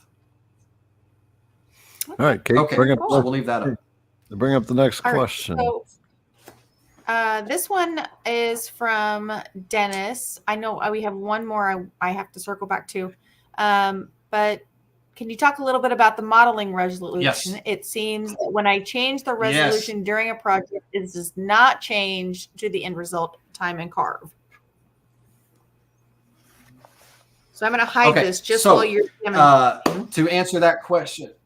Yep, no problem. To answer that question, model resolution in your job setup, when you're in here in the job setup, and I'll hold the shift key and hit that button right there, hold your shift key, and you get those extra resolutions, that extremely high and maximum. If you're building a model, if you're making the model, you typically want to be in that extremely high 20 times slower. That 20 times slower has nothing to do with carve time. It has to do with the time to generate that in your 3D view based on your processor speed. Your jobs, by default, on your job setup, I highly recommend you use that basic, very high 7 times slower. That just becomes muscle memory. And before you click OK, that should be your model resolution, because the modeling resolution will translate over to the quality of the finished carving. So if I have a 3D model in a project that has a standard resolution and my 3D view is only being generated with 1 million points or pixels, that pixelation in my model will actually translate to the quality of the finished carve that will get carved. That my model quality on the carving will have that pixelation in it. So when we are modeling by just general standards, very high should be your minimum. But if you hold your shift key down when you open up this create jobs, you get those two extra, options. And for me, when I'm making models for my own personal use or projects and everything, I use the extremely high. When I'm making models that I sell, I use the maximum. We want to give the person the maximum resolution. Here's the kicker, though. Somebody makes a model and sells it on Etsy and they use a low resolution. You can't turn, and excuse my French, you can't turn a turd into a diamond. Okay. If it's low resolution, no. You can't make it better just by making your resolution higher. Okay. So you might turn your resolution up to the maximum, but if that model is built in a low resolution to begin with, it's not getting any better. It's going to be triangulated, and there's not going to be a whole lot of improvement that you can do with it. But for the most part, the very high minimum should be your quality. And then extremely, if you're making your own models for yourself and stuff, that extremely high, that second choice, that should be your go-to. When you're making models, because you want good quality finishes and everything. Yeah. So don't work with a 3D model in standard or high, because you're still going to get some slight pixelation. And again, it translates over to the quality of the finished carve. And I hope that answered that gentleman's question. I hope that's what it. Yep. I hope it was good enough. Yeah. All right. Yeah. Okay. Before we roll on, first of all, we're at 9:30 Eastern, our time right now, and just like for those of you who are on here, if you're finding this helpful, then please give the video a thumbs up on whatever channel you're on. And Kate and I, we strive to bring people on board who's got knowledge. I mean, obviously, this guy just buzzes right through this stuff like, I don't even think that fast. And so this is the kind of skill level. Sorry about that. I pulled a Kyle. That's not the point. The point is, you're fine. It's the level of skill that we have that we're bringing on board, and other resources that you can go to get help, guidance, building 3D models that you don't know how to do. There you go. So if you find that helpful, of course, give us a thumbs up and comment, subscribe to the channel, because this is what Kate and I work to do every week. Subscribe to Women Who CNC. Yep.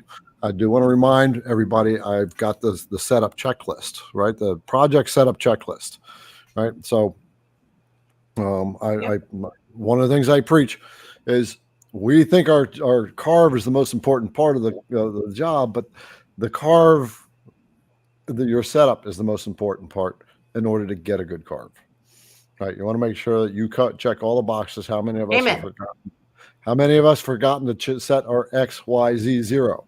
Right, so this is like a pilot's checklist, and so it's checking your material, it's checking your router bits, you're checking your X, Y, Z's, you're doing your final checks, you're making sure you turn your spindle on, all those little silly things. So this is available to you for free. Julianne will put a link in the comments. I feel like we haven't drank enough tonight. I haven't called out Julianne in quite a while. Hey, Garrett, can I throw out a quick little pro tip? Liver took her drink. Garrett, may I throw out a little quick pro tip? Sure. For those that CNC, every CNC has a limit, a travel limit, X, Y, and Z, right? Mm-hmm. One of the things I see most in new users and everything is they'll call me up and say, hey, Laney, I'm trying to carve a 1/4-inch pocket, but it's carving way too deep and I'm not sure what's going on, or my bit has plunged through my material and almost cut into my table and things. And one of the things, ladies and gentlemen, when you're doing your checks and balances, a successful project is 100% depending on a successful setup, right? Setup is everything.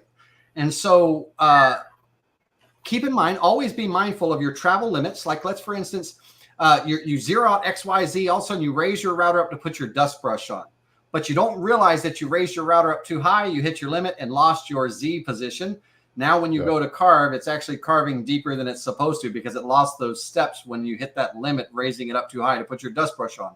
Little things like that happen, and when you're in the middle of it and you've got 100 things going on in your shop and all this stuff, and you're really not paying attention, that happens. And all of a sudden you're sitting there going, oh my God, you're trying to figure out, why is it carving deep when I set it for 1/4 and this and that and all. Always know your limits, and always do your little checks and balances. Even after I put my dust brush on, I still tell my machine to take the Z to 0 and I check to make sure my bit is still kissing the top of my board or my it's waste board on if I'm there. touching off. Yeah, absolutely. There you go. It's So on that's there. those checklists are phenomenal. It's Yeah. phenomenal.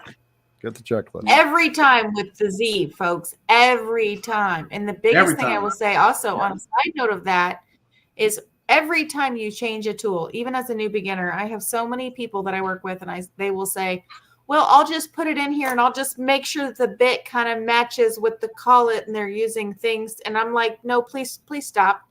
I'm like, no, that's not how we do that. We need to re-Z every bit every time you change it because you are not going to get the result that you think you're going to get. Please just don't.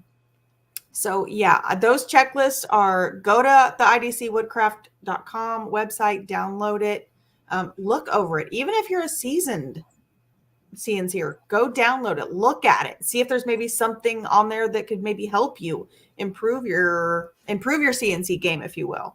I feel like we're all, like we've all always said, we're always learning, we're always evolving in our CNC procedures and processes. And there's a lot of things that I've learned even here recently. I'm like, God, where's this bit? You know? So I don't know. I feel like, I don't know, Laney, how much actual like CNCing do you do? Are you behind the screen a lot, or do you do like a lot of like hands-on shop work too? So I used to carve daily. My machine ran 10 hours a day, Monday through Friday. And I sold everything I made during the week at markets and everything. I teach a lot, so I'm in front of the screen a lot more nowadays, but I have a production facility. So I make, turkey calls and stuff I have a company that orders, 500, 1,000 pieces from me at a time kind of thing. And,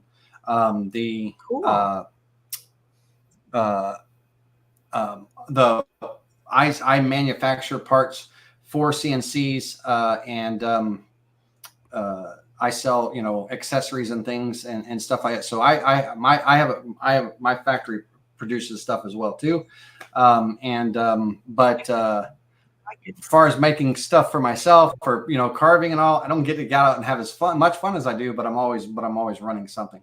I work with a lot of solid surface material, Corian, and things like that and stuff. So Okay, cool. Yeah, I was always just, I'm trying to make eye contact with the camera, but you guys are over here on the screen, so I'm looking you in the eye when I answer you. So I'm looking at the screen instead of the camera. But oh, you are fine. I forget that too are sometimes. fine. I definitely forget that. Hey, we got a couple of contributions here, Kate. All right. So we have Billy McGee, a $20 super sticker. Awesome. Thank you, Billy. That's very generous. Thank you. We appreciate that. Yeah. And one from Ben West. Mr. Ben West, $50. Thank you, Ben. That is exceptionally generous of you. Thank you for your questions. All these contributions are very generous. We are very grateful when you guys do that. The way that these two gentlemen have done that is on the IDC channel, just below the video is a little money icon or something. You click that and you can contribute. And that's just your way of saying thank you for us taking the time out, finding people like Lanny here to come and spend a couple hours with us and teach us some stuff. Yeah. It's always, and ladies and gentlemen, those super chats help creators like, those super chats, ladies and gentlemen, help creators like Garrett and everybody to be able to do what we do, right? Because there's a lot of expense that goes out behind the scenes and things like that. And so your support, your contributions and all that are super helpful. So good on you all for doing that. That's awesome. Yep. Yeah. All right. Absolutely. All right. So Garrett, this next question. Yep. Okay, listen, sir. I'm in charge of the question controls here. Taking my hands off the button. Your sticky fingers over there. We're having a good time tonight. New to CNCing, does anyone have a catalog of CNC bits and practical uses for them? So, Garrett, I think this is a great question for you. I am working to put that together. So I don't have a good, strong, formal catalog. I do have a basic one that needs some work. So I'm glad you said that because that has been on my list. But But Tom, Garrett has a phenomenal videos on router bits and which ones to choose and things like that. Might not be in catalog form, but it's in video form, and they're great videos. I learned a lot, Garrett, from your upcut versus downcut video. Downcut, like it was a video just specifically talking about downcut bits, spiral bits, and the little extra cleanup that you were required at the bottom of the pipe. I actually learned from that video something I didn't even know myself. So whoever that gentleman was, go watch Garrett's videos on his router bits. He's got some great ones. For sure. Yeah. But I see the need. The need is there, and that's been on my list for a while. So that will get done.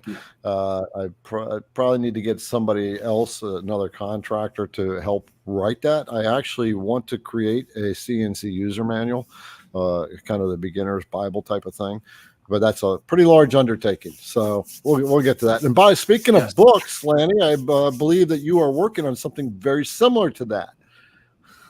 Yes, sir. Yes. The Art of Precision, a beginner's guide to CNC wood carving is a book that I'm writing, and it will be releasing in September. It'll be available on Amazon and Kindle, and of course off the builditTV.com website and things. And it's 17 chapters of collected information over the years, and well illustrated and all to help any level really CNCer, but mostly catered towards the beginners. Everything from understanding CNC machines, the components of a CNC machine, the software, router bits, and the proper tools and materials and things, all the way to troubleshooting and finishes. But I'm my goodness. After the years and all, I thought, now's the time to put something like that out. And so come September, that book will be releasing. So very cool. It'll be followed with Awesome. a video class course of the book too. Laney, please publish the lock bit process for sure. JR, I can do that. But Garrett, I wasn't joking about you should come up with a 3-piece set for locking miter joints. We'll have to talk about yeah, man, it's cool. But end mill, a slot bit, and a V bit, 90 degree. Okay, but yeah, JR, JR is one of my. It'll be in the SpindleTV exclusive group for you. There you go. So just so you know, Lanny's got an exclusive group or a paid membership. So if you want to get in there. What do you offer in your exclusive, like in your membership area? So SpindleTV YouTube channel has memberships, exclusive memberships. We have a silver membership, which is $9.99 a month, or a gold membership, which is $19.99 a month. Exclusive members get access to a private hidden group that's not even searchable by the public on Facebook, to where we can collaborate with one another. They have 24-hour access to me around the clock. They can post projects. Everybody in the group helps each other out, but also I can work with them. Gold members get to video chat or call me, an hour a month to just, if they need advice, if they need help with their machines, their software, whatever they want to talk about. They get 1 hour of one-on-one time with me. All of my members get to see anything that I release. They get to see it 24 hours before the public does. And then they have 50% discount or 10% discounts. Silver members get 10% discount off of any merchandise or items off of our website. Gold members get 50% discount on anything they purchase. So there's a lot of little perks and stuff by being an exclusive member. You get and also my public classes are every other Tuesday night on SpindleTV. My private classes, my exclusive member classes, are every Wednesday night at 7:30. So Garrett kind of happens about the same time as yours. So I have a lot of my subscribers. They're tag team, and they're like, they kind of get bounce back. Where are we going to be tonight? Right. Yeah. Very fun. Yep. All right. So Well, we do have. Oh, okay. Go ahead. I'm sorry, Kate. I just had to answer this one. So for Bobby, nice clamp file. What else can you use for CNC hold down? I have a video I'm coming out with a couple of days. 5 ways to hold your CNC projects. Perfect. So that question. So Bobby, there is Yeah, and Bobby Shoe, just so you, there's a reason behind that question and everything. This wonderful, amazing woman right here is the owner of Black Box Vacuums, and she is the creator of the hurricane, the cyclone, and the storm vacuum clamping systems. They also have this beautiful grip lock mat for friction gripping on CNCs that use vacuum, type systems. Even if it's a DIY vacuum system. What's their website? blackboxvac.com. And blackboxvac.com. And they were out at they're out of Georgia, and it's an amazing company, grassroots company. So I'm a big fan of supporting, a small grassroots company that are growing, and they produce a beautiful vacuum, 3 beautiful vacuum pumps for different machines. And I have the Storm from my 2440. We just put that on last month. And vacuum clamping is new to me, but it's an amazing thing. I just shot some video. I'm gonna release a little video showing an unboxing of the Storm vacuum and stuff, I'm still amazed by the power of vacuum clamping. So to answer I'm trying to find Bobby, you have Black Box Black BLACK BOX VAC. No, VAC, like a vacuum, VAC. Blackboxvac.com. Gotcha. And Bobby, to answer your question, you can screw your projects down. You can use 2-sided tape. You can use painter's tape and CA glue. You can use wooden clamps or some kind of mechanical device. You can use hot glue. I used to use hot glue a lot. Little dab will do you, but 4 little dots on the corner, hot glue, and it pops off real easy and clean up. But there's all kinds of ways to hold your material down. And Garrett's going to make a video on that. But vacuum clamping, if you're into that and you're looking for that solution, I'm a big advocate, not just because we work with Black Box Vac, but I actually love their machine. It's great. You guys got some, it's amazing. Got some serious pumps here. Yep. Very cool. And the Hurricane is for larger machines, Cyclone middle-sized machines, and Storm for the smaller machines.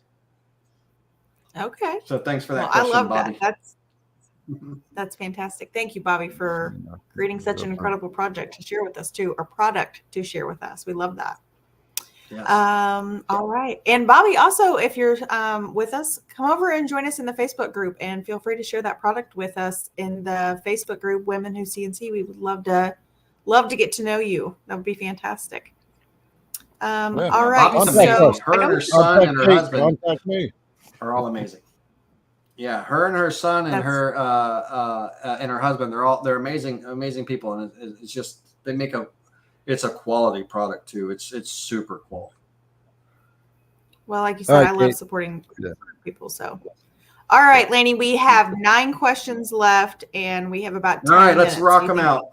A couple shout outs. Let's do it. Got to hit those shout outs. Okay, well, I'll tell you what. We'll answer this quick question because I already popped it up, and then we will do the shout outs. How's that? Okay, what's the advantage of using clamps over double-sided tape or glue option? Really, I don't see an advantage. Mechanical clamps, gosh, man, hold on a second now, because I'm an advocate of clamps not being in my way, right? So I love double-sided tape, and I've never used the painter CA glue method, but it's a phenomenal method. It holds. I've seen people do it well. I just use 2-sided tape, but clamps give you that mechanical clamping, down, as well as that side-to-side movement. But really, when it comes to CNC, you really don't have to worry about the lifting of parts. It's that moving of parts and all. Mm-hmm. So what's the advantage of the clamps over double-sided tape or glue options? In my opinion, it's all the same. And Garrett, you might have a better answer than that, but I cover it. I cover it in the video I'm going to be releasing.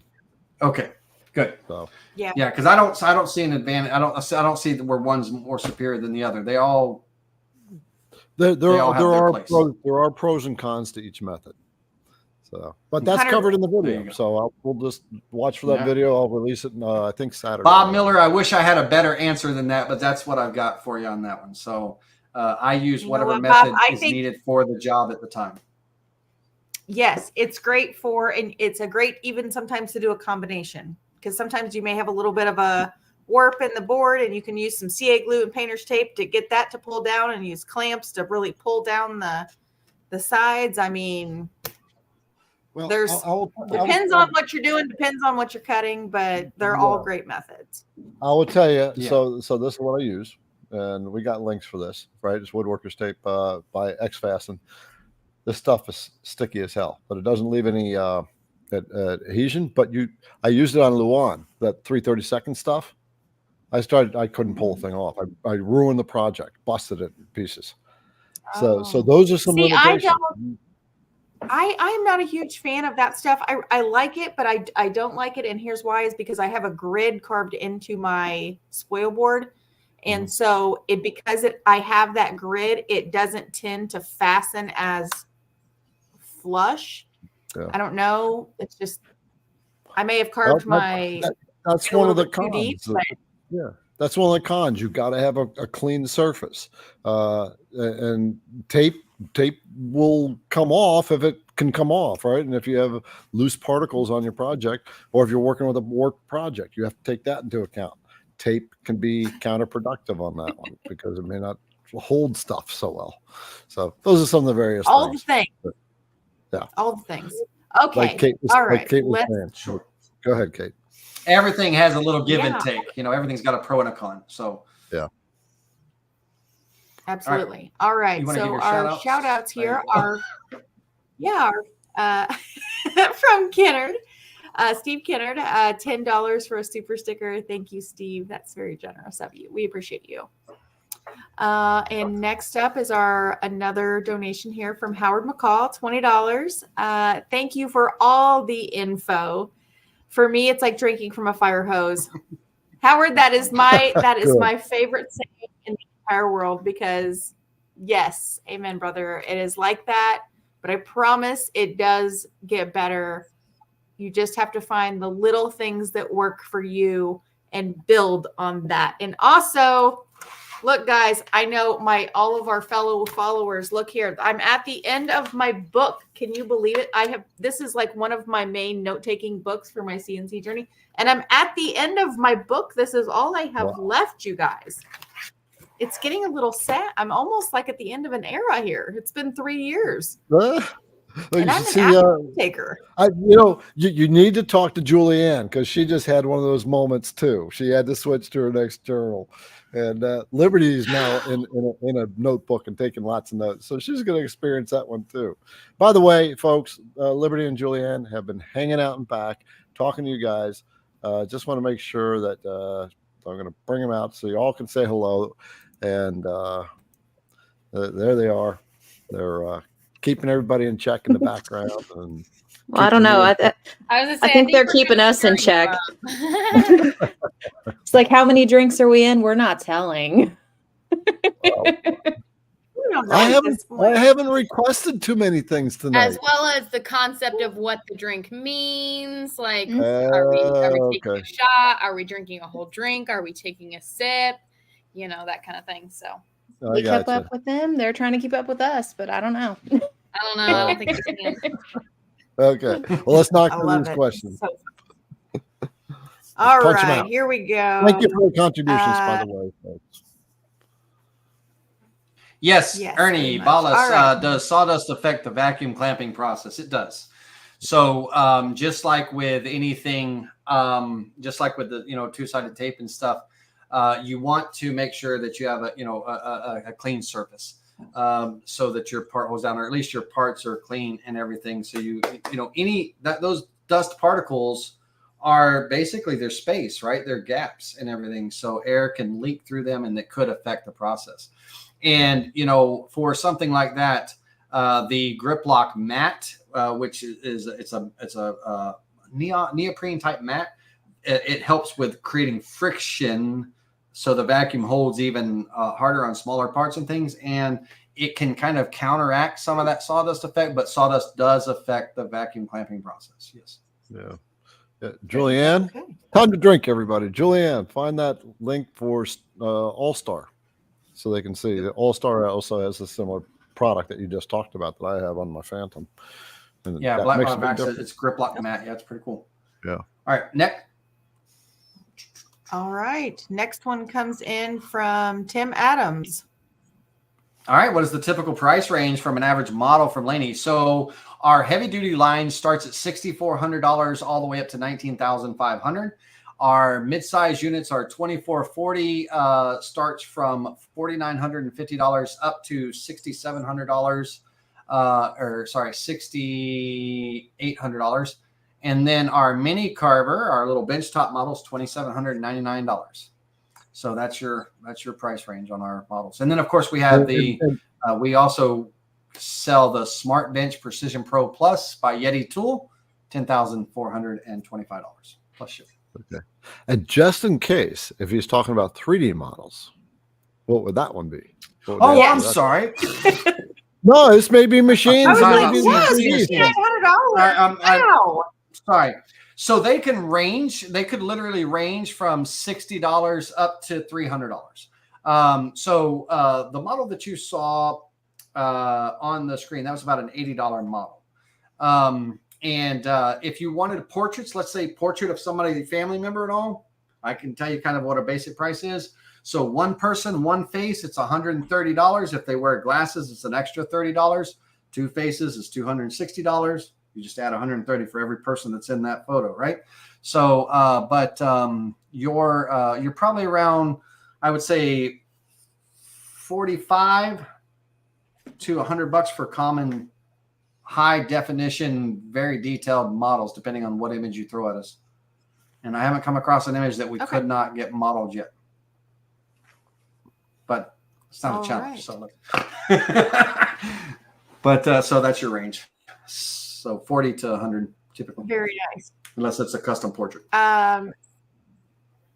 So Brooks Martin, he says he wants to see you import the Hulk Hulk video. Maybe maybe when we have you back.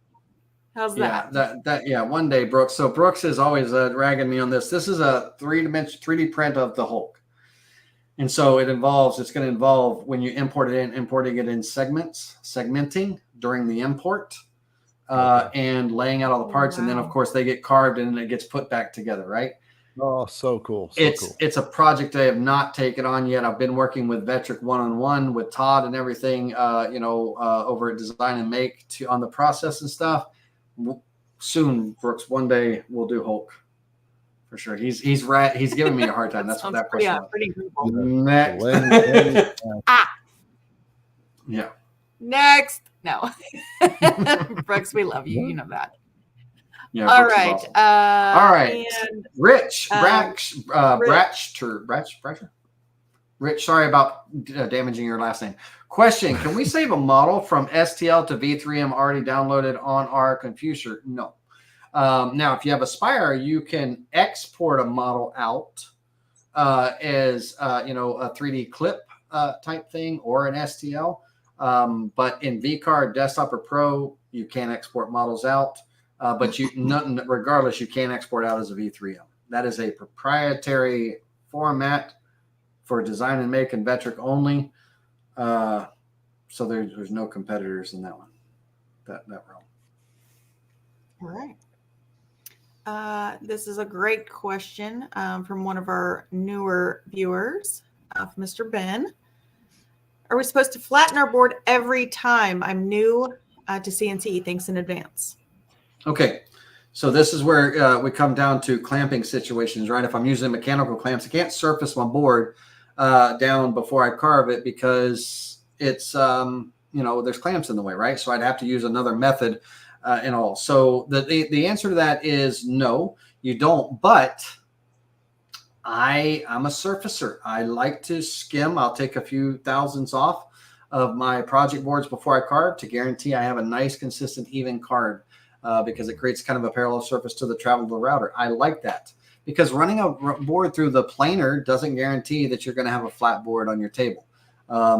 If the board is wedge shaped going through the planer, it's going to be wedge shaped coming out. If it's, and things like that. So I'm a big fan of surfacing before you go, but it comes down to your clamping abilities and all that stuff. So I don't want to have, sometimes I need mechanical clamps, so I won't surface.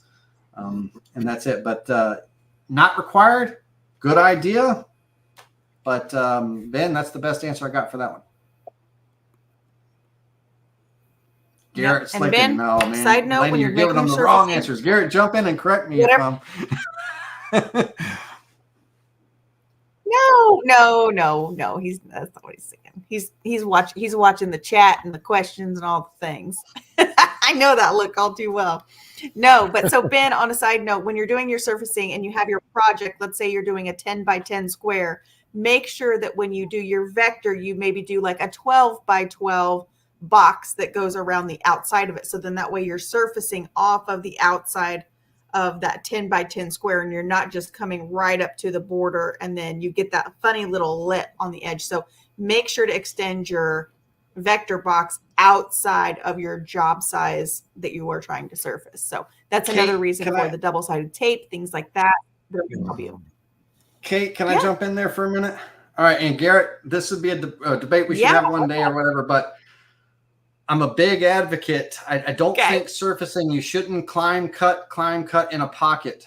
It should always be one direction, conventional cut. Oh, only no. On a surface cut. So you draw individual lines. Yes, on your board I'm just an advocate of, not going back and forth, because you can get burning and stuff on that climb cut, on that return. So it's conventional carving. Are you talking about surfacing an offset cut? An offset? Yeah, so surfacing, surface cutting, like surfacing a wasteboard, surfacing a project board, surfacing anything. You should do you draw, instead of a rectangle around your part, lines. You draw a line, offset that line 40% of the bit, and you carve from back to front in one direction only. The bit carves, raises up, comes back, carves, raises up, comes back, carves. Only in one direction, a conventional cut only. It's going to give you the best results. Yes. Because on the climb cut, if you're going back and forth, you're burning on that climb cut. You want a conventional cut. And a conventional, you only do conventional carving when you're working with metals or surfacing. That's my. Yes, I never do a climb cut ever don't ever do an offset when you're doing a surfacing. Did you say you never do a climb? A raster and you're coming back. Not with a surface. Yeah, not with a surface. No, conventional cut only. Yeah, no. And I'm sorry, I didn't mean to jump in there, but I'm just it's a thing that I learned a long time ago, and I'm just a big advocate of it. That back and forth in a pocket situation is not a good surfacing. Yeah, and you can get steps in there and think that you're out of tram when you're actually not. Right. And burning. Yeah. That's fantastic, though. You said 40%, so just do lines at 40%, one on top of the other. Yeah, 40% step over of your bit diameter. So if it's a 1-inch bit, you're stepping over, 0.4. If it's 1.25 inches, you're stepping over 0.6, and that kind of thing. So I generally do 0.7 or 70% when I'm doing surfacing. Yeah. Okay. Yeah. Yep. Just because we're using a lot more radial area of the bit, and there's a lot more side forces being applied to it. Sure. So I want to get past that round, so the side forces aren't pushing it out of the cut. There you go. Awesome. Perfect. And Kate, please forgive me for that. I just wanted to jump in with that little tidbit of information, not correcting you or anything like that. Everybody has their methods. I just wanted to kind of throw in my 2 cents on that one. So I apologize. You know what? But what's great about this, Laney, is that, again, what we just said in the beginning of the show, everybody loves to see us as teachers make those mistakes and learn. And that's exactly what we're all here for. So please don't ever think that you are correcting me. I 100% make mistakes too. And again, I'm still learning all this stuff, all of these CNC things. Yeah. So that's fantastic. I'm going to start doing that, and I'm going to start teaching that. So thank you for that. I appreciate it.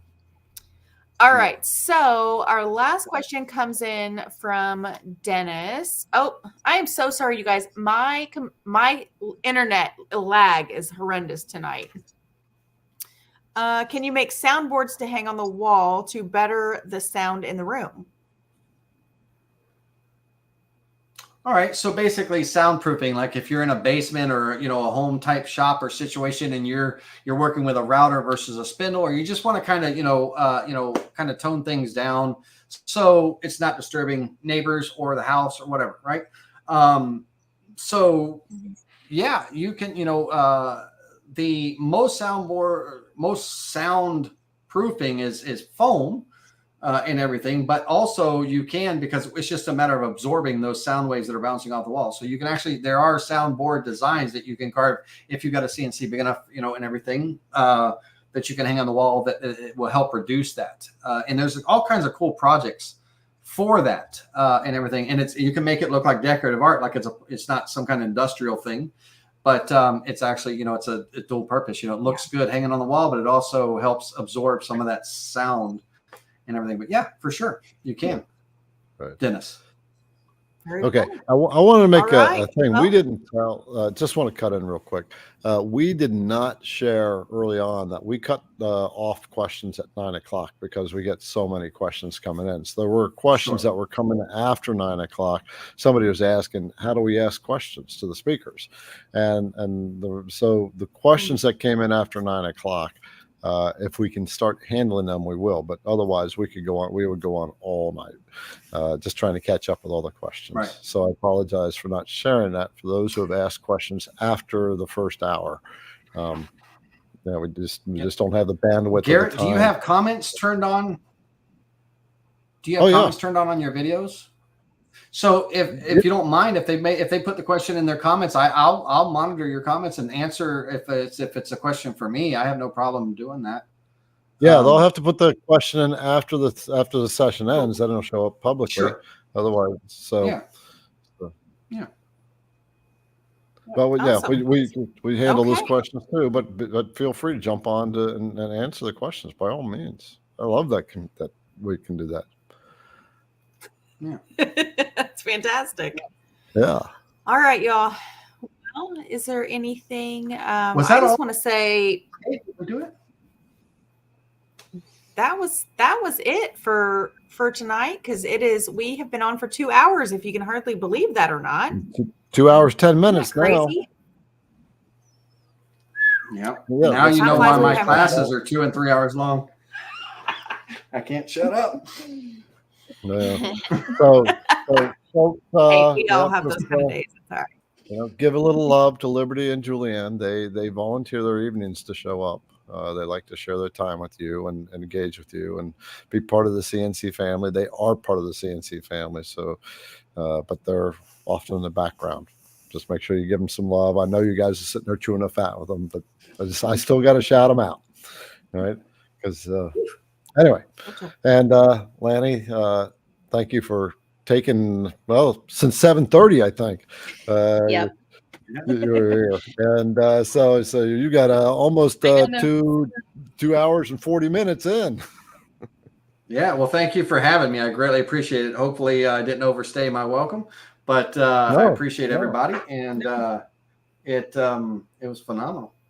So No, we'll definitely bring you back. Julianne and Liberty will make sure that hey, got to get them back on. And put in the comments, you want us to bring Lanny back? Say, yeah, bring him back. But and thank you again for the generosity. Those who have contributed. It's just your way of. Yes, very much. Thank you. Yeah. And so make sure that you like the video, either on Women Who CNC or IDC Woodcraft. Go over to Lanny's channels. All the information is in the description of the video, and make sure you check out some of his stuff. You've seen what the guy's got up there. He's got a lot more stuff on this channel. A lot. And one-on-ones. He does one-on-ones. Kate does one-on-one. Liberty's training up to do one-on-one. Right? Getting all the stuff going on here. there you go. All right. Sweet. Yeah. All right. Peace out. Well, we will see you guys next Wednesday, 8 p.m. here, either on the IDC Woodcraft YouTube channel or on the Women Who CNC YouTube channel. All right. Everyone. We'll see you guys. Everyone.